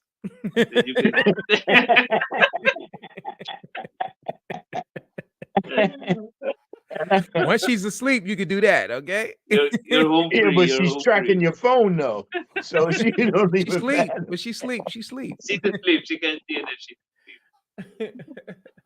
Yeah, you guys are crazy, man. It's good. It's good. Yeah, be good. All right, good. I had other questions, man, but we it just, we just like I said, it's the main thing is we have this natural conversation and dialogue going along. You know, what I mean? So you don't do the 7-hour and 8-hour streams. Nah, I ain't got time like that. I got to get up and go to work tomorrow. I don't think Ringo has a regular job. I think he's a content creator full time now. So yes, I don't think that Ringo's been doing this. It's almost 20 years. He's been doing it since 2006. Yeah, you guys send me that link. You guys send me. Yeah, he's been on YouTube when it wasn't easy to do YouTube. Like nobody was checking for YouTube. So, right. Yeah, he's a veteran he's a veteran of veterans. Yeah. You guys send me. Yeah.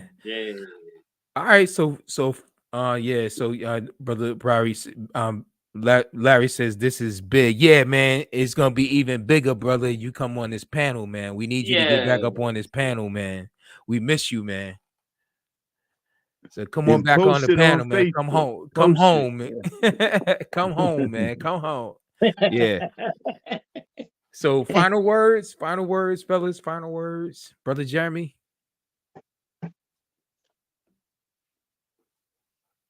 Nope, no final words. No final. As you would say, I think we're firing on all cylinders. All cylinders. That's right. Brother Tony, final words. Final words. Study to show yourself approved, and patience. Patience. Yeah, I think that's a big word for the night. Patience. Yeah. We could do a stream on patience. Yeah, patience. Yeah. Because I got a feeling a lot of men want to bust. Yes. A lot of men want to bust. Hey, lay off now. Yeah. A lot of men want to bust, man. A lot of men want to bust. A lot of men in that Mhm. predicament, man. A lot of men in that Look, predicament. the thing that happened to me is I was relieved when I learned that a man could have more. I was relieved that I don't have to struggle with myself anymore.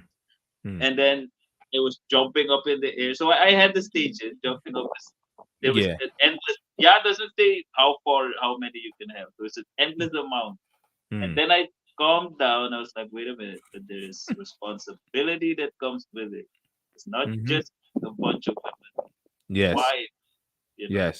Yes. I calmed down and then studied. I'm still studying, but right. Yeah, so, and it's a lifetime of studying. Yeah. Yes, it's a lifetime. And if you ask last remarks or final remarks, I would say, I'm happy that we have been put in the position, to be able to flip the script. Because it was a losing game. I was also playing that losing game, and it's not. No. Yeah, not at all. Not at all. Brother D. Yeah, I would say 3 things: patience, humility, and remember to always have grace. Yes, indeed. Yeah. The brother said it. Yeah. Go ahead, brother Dan. Yeah, no. The brother said it all. That patience, grace, mercy is what I'm striving to make a part of my character and conduct. And I just believe it's better to obey God rather than man. Yeah. Daniel, one thing that I would add to the patience thing is to try to focus on more structural, important aspects of what scriptures teach. In other words, don't press the polygamy thing. It's on the table already. You already put it out there. She already know this, right? I think it's good that you focus on biblical patriarchy. The structure of headship and authority, the structure of what a marriage is supposed to look like. That the husband is the head and the wife is to be submissive in all things. Like, focus on the structure of family, marriage, more so than trying to emphasize or keep trying to beat her over the head with the idea that the scripture says you can have more than one woman. Because she needs to be secure with her role as a wife. Because if she never embraces being submissive, subjected towards you, she will never accept you being the unique person to be able to have more than one spouse when she can't. She's never gonna. So she has to accept biblical patriarchy first. So right. There's a context. There's a context for it. It's foundational. Right. So this is what happened to me. So when I learned this, it's a patriarchy and the whole marriage, all of it. I saw the gap between me and what Yah calls a man, and that gap was huge. I was shocked at how weak I was actually. I thought, I'm doing my thing, and then I saw the gap. I couldn't believe how the gap was that huge. And I'm not even talking wife. I'm simply talking about the structure and the things you mentioned, the patriarchy and the headship. The gap was huge. I couldn't believe the gap was that huge. So yes, you will spend more time focusing on that than on the women aspect. Right. And the patience and all that. Right. Definitely. Because the fact the way that her position shows how much that you have not been the head. Yeah. It's a reflection of the fact that you have not been the one in charge. She's not in position because you have not. And we didn't even talk on that, but prescriptive monogamy dethrones you as being a head. Right. And that's the way it's been. So as soon as you mention, hey, step outside of it, get off the plantation, polygyny, right? she reared her head up and showed you who was the boss. Right. You're telling a king to get off of his through a throne. serpent. Through a serpent. Yeah. Right. Yes. Yeah. And she don't want to give It's up like, that power. yeah, it's like you're telling a king to step off of his throne. Right. And he's gonna fight you for it. Right. Exactly. Get off for it. Exactly. Brother Larry says April Fool's Day, so only right that I made it by LOL. I don't know if I come on right now, but feel free to ask me anything. You got it, brother. Blessings but to you, what's man. the Again, joke? it's good to see you, though, brother. April Fool. What's the joke? Are we the joke? Is he the joke? No. He just in terms of him coming on the stream, he says so. I only write that I made it by LOL. So the fact that he made it by is April Fool's, right? But he is no joke. Yeah. No.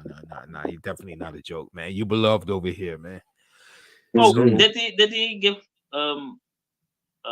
let everyone know what happened about his story, his situation? Here on the panel, for the most part, Jeremy knows. I don't think Brother Daniel knows. In terms of it, I definitely can send him the link of the previous stream. Larry's story, and actually, he definitely is a whole ordeal. That's a whole nother stream, bro. Yeah. So, but it's not resolved yet. I don't know. Yeah, we haven't really spoken really much, of late. So, a few weeks back, we, through text messaging, but we haven't really like spoken. So I really don't know. I don't know at this point. Yeah, but I pray that there's been progress. Yeah. We just gotta keep praying for him, and if you want to share, he want to share. You got brothers right. Here. Exactly. Yeah. Exactly. Yes, that's it. Exactly. But I do want to say that we gotta get Brother Allen off of here so he can go ahead and get that sleep. I know that's important. I got to get up early in the morning. No, it's all good. It's all good. But I have fun though, man. I have fun. This was really good, man. I think talking about this monogamy versus polygamy stuff, man. It gets quite good, man. Quite good. Interesting. Yeah. Definitely. So, Brother Derek, could you close us out in a word of prayer? Okay, thank you, Lord, for bringing the brothers together and praying and speaking your word. Be able to guide us, be able to strengthen us. Some of us give us better ideas, be able to clear our minds, and be able to go on that journey. And like how it says in Psalm 119, 105, your word is a lamp to my feet and a light to my path. Amen. And that we all have a good week and see us once again together to discuss your word. Amen. Amen. Thank you, man. Listen, I love you guys. Thank you guys. Definitely take care of you brothers that could be on for Shabbat, for the next live stream. We dealing with this faith, and actually we took a pause talking about the law and faith. We'll finish that up and then go right back into dealing with chapter 12 of Hebrews on the subject of faith. But you, the viewers who stuck with us the whole night, or you came in during the middle portion of this, or came in late, it doesn't matter. Thank you for checking in and hanging out with us tonight. We want you to continue to be encouraged, continue to be the masculine men that Yah has created you to be the leader, and don't be fearful, don't be afraid, don't be a coward, because there is a reward on the other side for standing in and being a stand-up man. And so we encourage you, keep digging in the word for the king and kingdom. Hold on, Brother Manilow says, have a blessed night, y'all. Yes, have a blessed night, Brother Manilow, and all you brothers who in the comments section, Bazway, Viceroy, Noah, right? Gary, he got off earlier, right? Peace and blessings to you all. We bid you shalom. Peace. The king and kingdom. Shalom. Shalom.